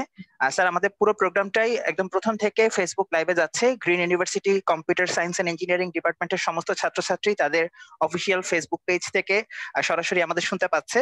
যদি সেখান থেকে কোনো কোশ্চেন আসে, অল্প কিছুক্ষণের মধ্যে আমরা চেষ্টা করব সেই প্রশ্নগুলো আপনার সামনে রাখার জন্য। এই পর্যায়ে আমি আমাদের আজকের অনুষ্ঠানের প্রধান অতিথি, আমাদের সম্মানিত pro vice chancellor sir professor doctor Abdur Razzaq স্যারকে অনুরোধ করব তার মূল্যবান বক্তব্য প্রদানের জন্য। স্যার। ধন্যবাদ আহমেদ ইকবাল প্রীতম। আমি প্রথমেই বিশেষভাবে ধন্যবাদ জ্ঞাপন করছি আমাদের আজকে এই স্টার্টআপ অপরচুনিটিজ ইন বাংলাদেশ শীর্ষক এই ওয়েবিনারের কিনোট স্পিকার মিস্টার আলাউল কবির। আমি খুবই গভীর মনোযোগ সহকারে প্রতিটি বিষয় আলোচনা যেগুলি হয়েছে এগুলি ফলো করতেছিলাম। এগুলি প্রত্যেকটা বিষয় অত্যন্ত ডিরেকশনাল, এডুকেটিভ, রিসোর্সফুল, নলেজফুল, এবং ডেফিনেটলি এটি আমাদের ছাত্রছাত্রীদের যথেষ্ট পরিমাণ টাচ করেছে বলে আমার কাছে মনে হয়। এবং এই 18-19 বছর থেকে শুরু করে 20-25 বছরের ছেলে মেয়েদের মাথায় সাধারণত অনেক স্বপ্ন, চিন্তা এবং পরিকল্পনা অগোছালো ভাবে, বিক্ষিপ্ত ভাবে বিভিন্ন সময়ে উঁকি মারতে থাকে। তো আমার মনে হয় আজকের এই আলোচনার মাধ্যমে সেই অগোছালো আইডিয়া, স্বপ্নের জায়গা গুলিকে কিভাবে বাস্তবে রূপদান করা যায় এবং তার পাথওয়েটা কি হবে সেই সম্পর্কিত বিষয়ে একটা হলিস্টিক গাইডলাইন আজকের এই আলোচনার মাধ্যমে চলে এসেছে। এবং আমার কাছে যেটি মনে হয় সেটি হলো বর্তমান সময়ে কোভিড-19 বা এর সমধর্মী যে সমস্ত প্যান্ডেমিক সিচুয়েশন বিগত দশকেও আমাদেরকে অ্যাটাক করেছে বা সামনে আসতে পারে, যেটি আমাদের মোবিলিটিকে মারাত্মকভাবে অসুবিধার মধ্যে ফেলে দেয়। সেই রকমের রেস্ট্রিক্টেড এনভায়রনমেন্টে আমরা যারা কম্পিউটার সায়েন্স অ্যান্ড ইঞ্জিনিয়ারিং এর ছাত্র, শিক্ষক, গ্র্যাজুয়েট, তাদের কিন্তু কাজের অপরচুনিটি বহুগুণ বৃদ্ধি ইতিমধ্যেই পেয়েছে এবং সামনে আরো বৃদ্ধি পাবে। সেই জায়গাটা থেকে আলাউল কবির যথেষ্ট সুন্দরভাবে এক্সপ্লেইন করেছে যে কোন ধরনের উদ্যোগকে আমরা স্টার্টআপ বলতে পারবো আর কোনটাকে আমরা রেগুলার প্রজেক্ট বলতে পারবো। এবং ডেফিনেটলি সেখানে নতুনত্ব থাকতে হবে, নোভেলটি ইনোভেশন সেখানে থাকতে হবে। এটি যে নিউটনের F=ma টাইপের একেবারে গ্রাউন্ড ব্রেকিং কোনো আইডিয়া হতে হবে, not like you that. Existing যে সমস্ত সিস্টেমস আছে সেইখানের গতানুগতিক ধারাকে পরিবর্তন করে আমরা যদি in terms of service quality, in terms of service diversity, in terms of cost, performance, comfortness, efficiency ইত্যাদি জায়গায় যদি আমরা ভিন্ন মাত্রা যুক্ত করতে পারি এবং ডিসঅ্যাডভান্টেজড পিপল কমিউনিটি কে যদি আমরা টাচ করতে পারি, ডেফিনেটলি সেটি অনেক অনেক গুরুত্বপূর্ণ একটা স্টার্টআপ হিসাবে বিবেচিত হতে পারে। যে সমস্ত সার্ভিস উন্নত বিশ্বে চালু আছে বা আরবান এরিয়াতে সম্ভব, সেগুলির পরিবর্ধন বা কাস্টমাইজড একটা লো কস্ট সলিউশন যদি আমি রুরাল এরিয়াতে নিয়ে যেতে পারি এবং রুরাল এরিয়ার মানুষের জীবন যাত্রার পরিবর্তন করতে পারি, ডেফিনেটলি সেটিও নতুন চিন্তা চেতনার মধ্যে পড়বে এবং সেটিও আমরা স্টার্টআপ হিসেবে বিবেচনা করতে পারবো। আমি এর আগেও অনেকগুলি আলোচনায় বলেছি, আজকে আবারও দীপ্ত করব। সেটি হলো বর্তমান সময়ের যারা গ্র্যাজুয়েট হচ্ছে তাদের প্রত্যেকের মধ্যেই এই কম্পিটেন্সি, এডিশনাল কম্পিটেন্সি লাগবে। সেটি হলো যে মেজরের লেখাপড়া করতেছে সেই মেজরের সোসাইটিতে যে প্রবলেম আছে সেই প্রবলেমগুলিকে সে যেন সলভ করতে পারে। আমরা বলি complex engineering problem solving skills, সেটি অর্জন করতে পারতে হবে। এখন আমি একটা স্টার্টআপ নিলেই যে ফেসবুকের জনকের মতো হাজার সহস্র কোটি টাকার মালিক হয়ে যেতে পারবো, অনেক বড় নামি দামি হয়ে যেতে পারবো, সেটি আসলে স্বপ্ন থাকতে পারে, সেটি থাকতে পারে, তার চেয়েও বড় হয়ে যেতে পারি। কিন্তু সবচেয়ে বড় কথা আমার কাছে যেটি মনে হয় সেটি হলো এই ধরনের ইনোভেটিভ আইডিয়া, ইনোভেটিভ প্রজেক্ট স্টার্টআপের মধ্যে আমাদের অংশগ্রহণটা হলো অত্যন্ত জরুরি। এই অংশগ্রহণের মাধ্যমে আমরা বেশ কতগুলি কম্পিটেন্সি আমরা অ্যাচিভ করতে পারি।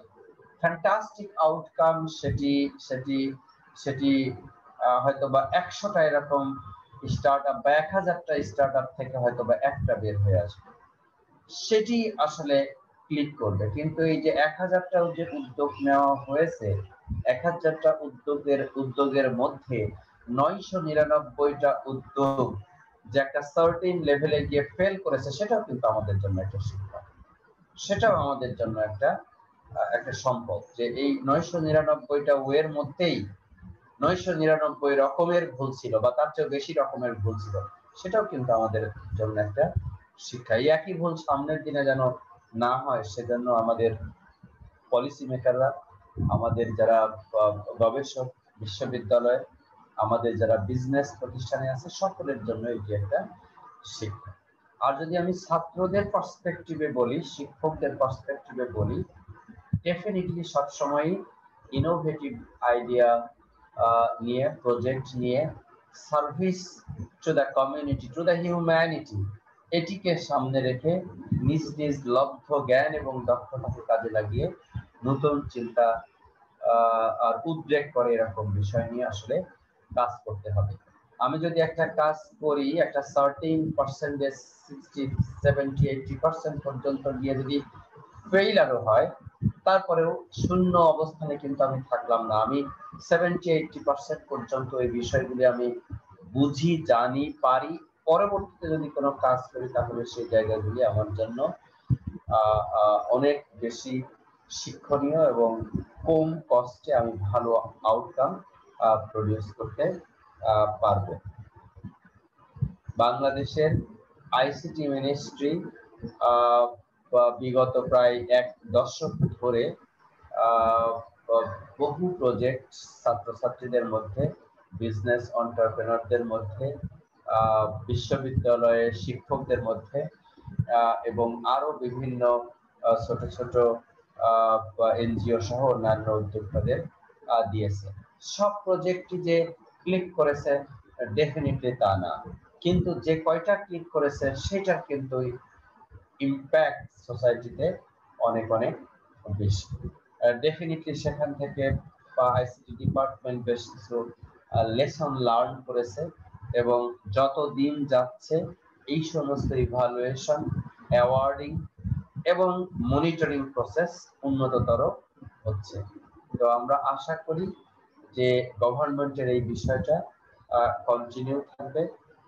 গবেষণা, মাস্টার্স, পিএইচডি, এমফিল যারা গবেষণা করে তাদের সাপোর্ট অব্যাহত থাকবে এবং বহির্বিশ্বের বিভিন্ন বিশ্ববিদ্যালয়ে গবেষণার জন্য যেভাবে করে সাপোর্ট দেওয়া হয় তার সাথে তাল রেখে এই বিষয়গুলি আরো এক্সটেন্ড করা হবে, সো দ্যাট বাংলাদেশের বিশ্ববিদ্যালয় পড়ুয়া ছেলে মেয়েদেরকে আমরা আরো বেশি ইনোভেটিভ, রিসার্চ এক্সপেরিয়েন্স সমৃদ্ধ এবং টেকনিক্যালি সাফিসিয়েন্টলি স্কিল করে গড়ে তুলতে পারি, সেই জায়গাগুলির দ্বার উন্মোচিত হবে।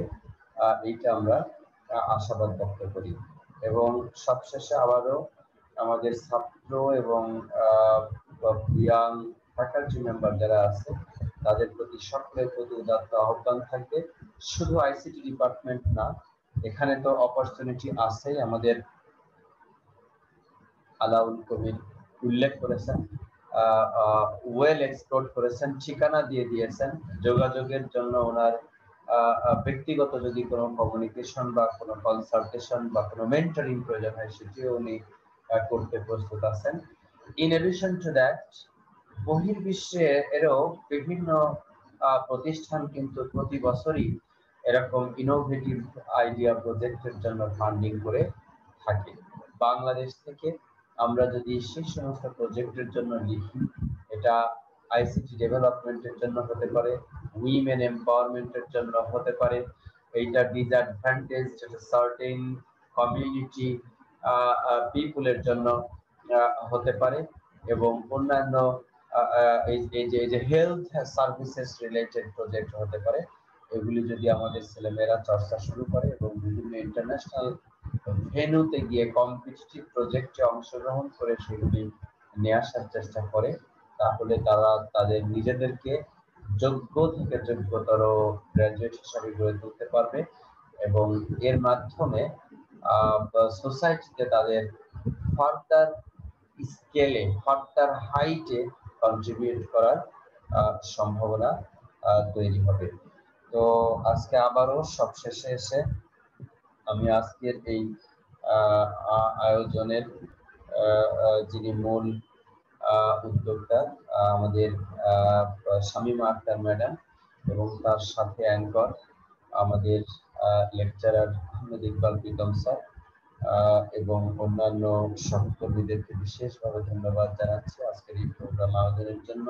ছাত্রছাত্রীদেরকেও বেশ কতগুলি কোয়েরিজ এসেছে that were really thoughtful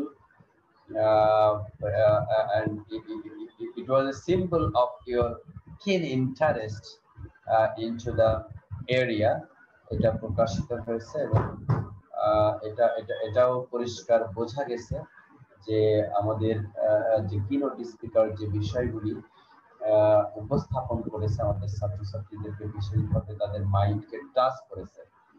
So these are the outcomes of today's seminar. আমি আশা করব যে সিএসসি ডিপার্টমেন্ট আবারও এই ধরনের টেকনিক্যাল প্রোগ্রাম বা আয়োজন করবে এবং গভর্নমেন্ট, ইন্ডাস্ট্রি এবং একাডেমিয়ার মধ্যে যে সেতুবন্ধন সেটা তৈরিতে যথোপযুক্ত যেটা উদ্যোগ সেটি সবসময় নিবে। আমি লাস্টে এসে কতগুলি বিষয় আমি বিশেষ করে কিনোট স্পিকারের অবগতির জন্য একটু শেয়ার করব। গ্রিন বিশ্ববিদ্যালয় গত বছর থেকে একটা ইন্টারন্যাশনাল কনফারেন্স শুরু করেছে। প্রথম কনফারেন্স করেছে গত বছর ডিসেম্বরের 24 এবং 25 তারিখ। আর টাইটেলটা হলো international conference on sustainable technologies for industry 4.0। So fourth industrial রিভলিউশনের যে চ্যালেঞ্জগুলি সেটি বাংলাদেশের বিশ্ববিদ্যালয় পড়ুয়া ছেলেমেয়েরা এবং ইন্ডাস্ট্রিতে কাজ করা ইয়াং ইঞ্জিনিয়ারিং প্রফেশনালসরা যেন আরো বেশি আলোচনার সুযোগ পায়, নিজেদের চিন্তা চেতনা গবেষণা আইডিয়াকে একটা কমন প্ল্যাটফর্মে নিয়ে আসার জন্য একটা ভেন্যু হিসাবে কাজ করতে পারে, সেটি আমরা উন্মুক্ত করেছি। এবং আমরা খুবই খুশি এটা শেয়ার করতে পেরে যে গত বছর 12 জন কিনোট স্পিকার জয়েন করেছিলেন বিশ্বের বিভিন্ন প্রতিষ্ঠান বিশ্ববিদ্যালয় থেকে।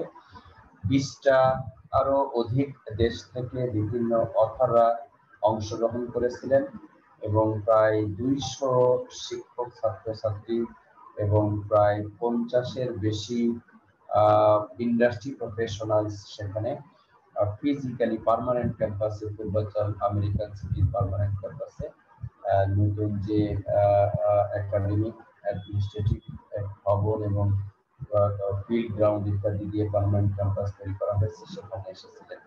এবারেও প্যান্ডেমিকের মধ্যে আমরা প্রেজেন্টেশন সেশনগুলি আমরা অনলাইনে করব। ডিসেম্বরের 19 এবং 20 IEEE কম্পিউটার সোসাইটি গ্লোবাল ওরা টেকনিক্যালি স্পন্সর করছে এবং সমস্ত পেপারগুলি আমাদের IEEE ডিজিটাল লাইব্রেরিতে প্রকাশিত হচ্ছে। সেখানে University of British Columbia, University of New South Wales, University of Melbourne, Japan, UK, Germany থেকে 6-7 জন IEEE ফেলো লেভেলের কিনোট স্পিকার ইতিমধ্যে তারা আমাদেরকে কনফার্ম করেছেন এবং ওয়েবসাইটে সেই বিষয়গুলি আমরা উল্লেখ করেছি। আমরা আরো একটা টিউটোরিয়ালের আয়োজন করতেছি, আমরা টাইটেল দিয়েছি এডুকেশন 4.0। ইন্ডাস্ট্রিতে যেরকম রিভলিউশন আসছে, এডুকেশন সিস্টেমসেও সামনের দিনে একটা বড় ধরনের রিভলিউশন আসতে যাচ্ছে। আমরা যারা হিউম্যান অ্যাজ এ প্রফেশন হিসাবে কাজ করি, it is going to be replaced by certain level in the near future by virtual professors. Artificial intelligence, machine learning, and big data driven virtual professors will be playing major role in multiplicating professors of renowned universities to the universities located at district level, at suburban level, or even in the rural level. So আমরা প্রফেসরদেরকে virtualised করতে পারবো সামনের দিনে। তো সেই ধরনের চিন্তা চেতনাকে সামনে রেখে ওয়ার্ল্ড রিনাউন্ড কিছু প্রফেসরদেরকে ইন্ডাস্ট্রি এক্সপার্ট জাপান এবং চায়না থেকে আমরা ইনভাইট করছি। তারাও এখানে বক্তব্য রাখবেন, আমাদের ছাত্রছাত্রীরা অংশগ্রহণ করবে। বাংলাদেশের সকল বিশ্ববিদ্যালয় থেকে প্রায় 2500 শিক্ষক ছাত্রকে আমরা এর সাথে সংযুক্ত করেছি। ইতিমধ্যে 290টা রিসার্চ পেপার এখানে পড়েছে, বর্তমানে রিভিউ এর কাজ চলছে। আমরা আশা করি একটা সাকসেসফুল ইভেন্ট আমরা এবারে আয়োজন করতে পারবো। সাথে এলসিভিআর থেকে আমরা একটা প্রজেক্ট ফান্ডিং এর জন্য অ্যাপ্লিকেশন করেছিলাম, সেখান থেকে 5000 ইউরো আমরা একটা ফান্ড পেয়েছি। প্রবলেমটার টাইটেল হলো ঢাকা এআই ট্রাফিক। ঢাকা শহরের যে ট্রাফিক, এখানে একেবারে একই রোডে ঠেলা গাড়ি, রিক্সা থেকে শুরু করে মার্সিডিজ বেঞ্জ পর্যন্ত বিভিন্ন ধরনের গাড়ি একই রাস্তায় চলাচল করছে। তো এই সমস্ত রাস্তায় চলাচলকারী গাড়িগুলিকে রিয়েল টাইমে আমরা তাদের প্যাটার্ন, স্পিড, তাদের অন্যান্য সমস্ত বৈশিষ্ট্যগুলিকে কিভাবে ক্যাপচার করতে পারি এবং তার উপরে ভিত্তি করে আমাদের এই ঢাকা শহরের ট্রাফিকের রিয়েল টাইম একটা ভিউ কিভাবে আমরা দিতে পারি, এই ধরনের একটা ছোট ছোট প্রবলেম দিয়ে আমরা একটা ন্যাশনাল লেভেলের একটা কম্পিটিটিভ কম্পিটিশন একটা লঞ্চ করেছি। সেখানে আমরা ডেটাবেস ইমেজ তৈরি করেছি এবং বিভিন্ন বিশ্ববিদ্যালয় থেকে ইতিমধ্যে 90+ টিমস রেজিস্ট্রেশন করেছে ছাত্রছাত্রীরা। সো কম্পিটিটিভ একটা ইভেন্টের মাধ্যমে আমরা 1 লক্ষ টাকার ফার্স্ট প্রাইজ রেখেছি। এরকম আরো ক্যাটাগরি অনুযায়ী সেকেন্ড, থার্ড, ফোর্থ এরকম প্রাইজ আছে। তো এই ধরনের উদ্যোগগুলি আমরা এখান থেকে নেওয়ার চেষ্টা করছি। আমাদের শিক্ষকগণ দেশে এবং বিদেশের বিভিন্ন রিসার্চ প্রজেক্ট করছেন। So we are on the line, we are trying our best, এবং সেইখানে গভর্নমেন্টের আইসিটি ডিপার্টমেন্টের আরো এক্সটেন্ডেড সাপোর্ট যদি আমাদের ছেলেমেয়েরা ভবিষ্যতে দিতে পায়, আমার ধারণা ইন্ডাস্ট্রি, গভর্নমেন্ট এবং একাডেমিয়ার মধ্যে যে expected bridging for the better services for the community, for the humanity, সেটা আরো সামনের দিকে যাবে। এই গত 2-3 মাসের মধ্যে আমাদের সিএসসি ট্রিপলি ডিপার্টমেন্ট থেকে আমাদের শিক্ষকরা আইটিপলি transactions, healthcare, high impact factor journal, এমনকি নেচারে পাবলিকেশন করেছে আমাদের একজন শিক্ষক, scientific report, some problems related to bioinformatics. So people are working. এই জায়গাটা আমাদের ইয়াং জেনারেশনের মধ্যে প্রচুর পরিমাণ সম্ভাবনা আছে।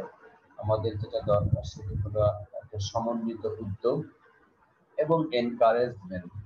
যারা কাজ করে তাদেরকে যদি আমরা এনকারেজ করতে পারি বিভিন্ন ভাবে, তাহলে আরো 1টা থেকে 5টা কাজ মাল্টিপ্লিকেটিভ আকারে চলে আসতে পারে। গ্রিন বিশ্ববিদ্যালয় তার সীমিত সামর্থ্যের মধ্যে সর্বোচ্চ চেষ্টা করছে এই সমস্ত গবেষকদের প্রণোদনা দেওয়ার এবং তাদেরকে এনকারেজ করার। বাট আর একটু বড় স্কেলে এই ধরনের এনকারেজমেন্ট দরকার। আমি ব্যক্তিগতভাবে বিশ্বাস করি যে শুধুমাত্র এবং কেবলমাত্র এই বিভিন্ন cloud server, computer, hardware, laboratory, AC room, এই সমস্ত এমনকি ল্যাবরেটরির এক্সপেরিমেন্টের জন্য বিভিন্ন যদি অ্যাপারেটস কিনে দিই, তাহলে আসলে গবেষণা হবে না। গবেষণা যে হিউম্যান রিসোর্সটা করবেন তাকে কিভাবে আমি মোটিভেট করতে পারবো সে বিষয়ে আমাদের আরেকটু গভীরভাবে রাষ্ট্রীয়ভাবে আসলে চিন্তা করা দরকার। আমার যে শিক্ষক গবেষণা করবেন তাকে যদি গবেষণার দিকে মনোনিবেশ করার জন্য সাফিসিয়েন্ট আমি সাপোর্টটা দিতে পারি, তাহলে পরে তার যে দৌড়ে বেড়ানোর যে চিন্তা চেতনা, এখানে ওখানে যাতায়াতের যে চিন্তা চেতনা, ওই জায়গা থেকে তাকে আমরা ফেরত নিয়ে আসতে পারবো এবং তাকে ফুলি ডিভোট করতে পারবো আমি ল্যাবরেটরি রুমের দিকে, ছাত্রছাত্রীদের প্রবলেম সলভের দিকে। সেটির মাধ্যমে আসলে আমাদের শিক্ষা ব্যবস্থায় একটা আমাদের যে আমরা চাই যে র্যাঙ্ক ইউনিভার্সিটি বাংলাদেশে হোক, সেটা পাইতে হলে সেই জায়গাটাতে, গবেষণার জায়গাটাতে আমাদের আরো বেশি কন্ট্রিবিউট করতে হবে। তো আমি অনেক সময় নিয়ে ফেললাম। আমার মনে হয় আজকে খুবই ফ্রুটফুল একটা আলোচনা হয়েছে এবং এটির মাধ্যমে আমাদের ছাত্ররা উপকৃত হয়েছে এবং সামনের দিনে এটার আউটকাম হিসাবে এই ধরনের আইডিয়া প্রজেক্ট, রিসার্চ ইনোভেশনের জন্য প্রজেক্ট এবং অন্যান্য বিষয়ে দেশে আইসিটি ডিপার্টমেন্ট সহ অন্যান্য ফান্ডিং পেছে আমাদের ছেলেমেয়েরা অ্যাপ্লিকেশন করবে, ফান্ডিং পাবে এবং গবেষণা কর্মের মাধ্যমে নিজেদের স্কিলস ডেভেলপ করে সোসাইটিতে কন্ট্রিবিউট করবে। আপনাদের সকলকে আবারও ধন্যবাদ জানিয়ে আমি আমার বক্তব্য শেষ করছি। আসসালামু আলাইকুম। প্রভিসি স্যারকে অসংখ্য ধন্যবাদ তার সুন্দর দিক নির্দেশনামূলক বক্তব্যের জন্য। স্যার তার অনেক ব্যস্ত শিডিউলের মধ্যেও পুরোটা সময় আমাদের সাথে ওয়েবিনারে যুক্ত ছিলেন, এটা আমাদের জন্য একটা অন্য রকমের প্রাপ্তি। একই সাথে আমি ধন্যবাদ দিতে চাই আমাদের আজকের অনুষ্ঠানের কিনোট স্পিকার মিস্টার আলাউল কবির স্যারকে ছাত্রছাত্রীদের উদ্দেশ্যে তার চমৎকার উপস্থাপনের জন্য। আমরা আশা করছি আমাদের স্যারের দেখানো দিক নির্দেশনা ফলো করে আমাদের স্টুডেন্টরা স্টার্ট আপের ব্যাপারে নতুন ধারণা পাবে এবং চতুর্থ শিল্প বিপ্লবের একদম সামনে দাঁড়িয়ে কোনো একটা ইনোভেটিভ আইডিয়া, কিছু দিক নির্দেশনা, কিছু ব্যাক সাপোর্টের অভাবে নষ্ট হবে, এটার বিরুদ্ধে আপনাদের স্যার যে উদ্যোগ সেটা অত্যন্ত প্রশংসার দাবিদার। আমরা আশা করব এরকম উদ্যোগ আরো হবে এবং আমাদের ছাত্রছাত্রীরা অবশ্যই এর মাধ্যমে এনকারেজড হবে, ছাত্রছাত্রীরা আগ্রহ পোষণ করবে এবং সুন্দর ইনোভেটিভ আইডিয়া গুলো আমাদের দেশে বাস্তবতায় রূপ পাবে। তো আমরা আমাদের অনুষ্ঠানের একদম শেষ পর্যায়ে চলে আসছি। শেষ করার আগে আমি একটা ইনফরমেশন সবার সাথে শেয়ার করতে চাই। আমাদের আজকের পুরো অনুষ্ঠানটা আমরা গ্রিন ইউনিভার্সিটি কম্পিউটার ক্লাবের ফেসবুক পেজ থেকে, অফিসিয়াল ফেসবুক পেজ থেকে লাইভ করলাম। এছাড়াও এই পুরো ভিডিওটি আগামী 24 ঘন্টার মধ্যে আমাদের গ্রিন ইউনিভার্সিটির কম্পিউটার সায়েন্স এন্ড ইঞ্জিনিয়ারিং ডিপার্টমেন্টের ইউটিউব চ্যানেলে অ্যাভেলেবেল করে দেওয়ার চেষ্টা করব আমরা আগামী 24 ঘন্টার মধ্যে। তো সেক্ষেত্রে আমি আমার ছাত্রছাত্রীদেরকে যারা লাইভে দেখছে এবং জুমে আমাদের সাথে জয়েন আছে সবাইকে রিকোয়েস্ট করব চ্যানেলটিকে সাবস্ক্রাইব করে রাখার জন্য, আরো নতুন এবং ইনোভেটিভ ভিডিওগুলোকে দেখতে পাওয়ার জন্য। তো পরিশেষে আমি অসংখ্য ধন্যবাদ দিতে চাই এই অনুষ্ঠান আয়োজনের সাথে যারা জড়িত ছিলেন, সেই শিক্ষক শিক্ষিকা মণ্ডলী, স্টুডেন্ট ভলেন্টিয়ার এবং অন্যান্য সকলে যারা টেকনিক্যাল এবং অন্যান্য সাপোর্ট দেওয়ার মাধ্যমে অনুষ্ঠানটিকে সফল করার পেছনে অক্লান্ত পরিশ্রম করেছেন। আপনারা সবাই ভালো থাকবেন, সুস্থ থাকবেন, এই কামনায় আজকের অনুষ্ঠান এখানেই শেষ করছি। ধন্যবাদ সবাইকে। আসসালামু আলাইকুম। আসসালামু আলাইকুম। সকলকে ধন্যবাদ।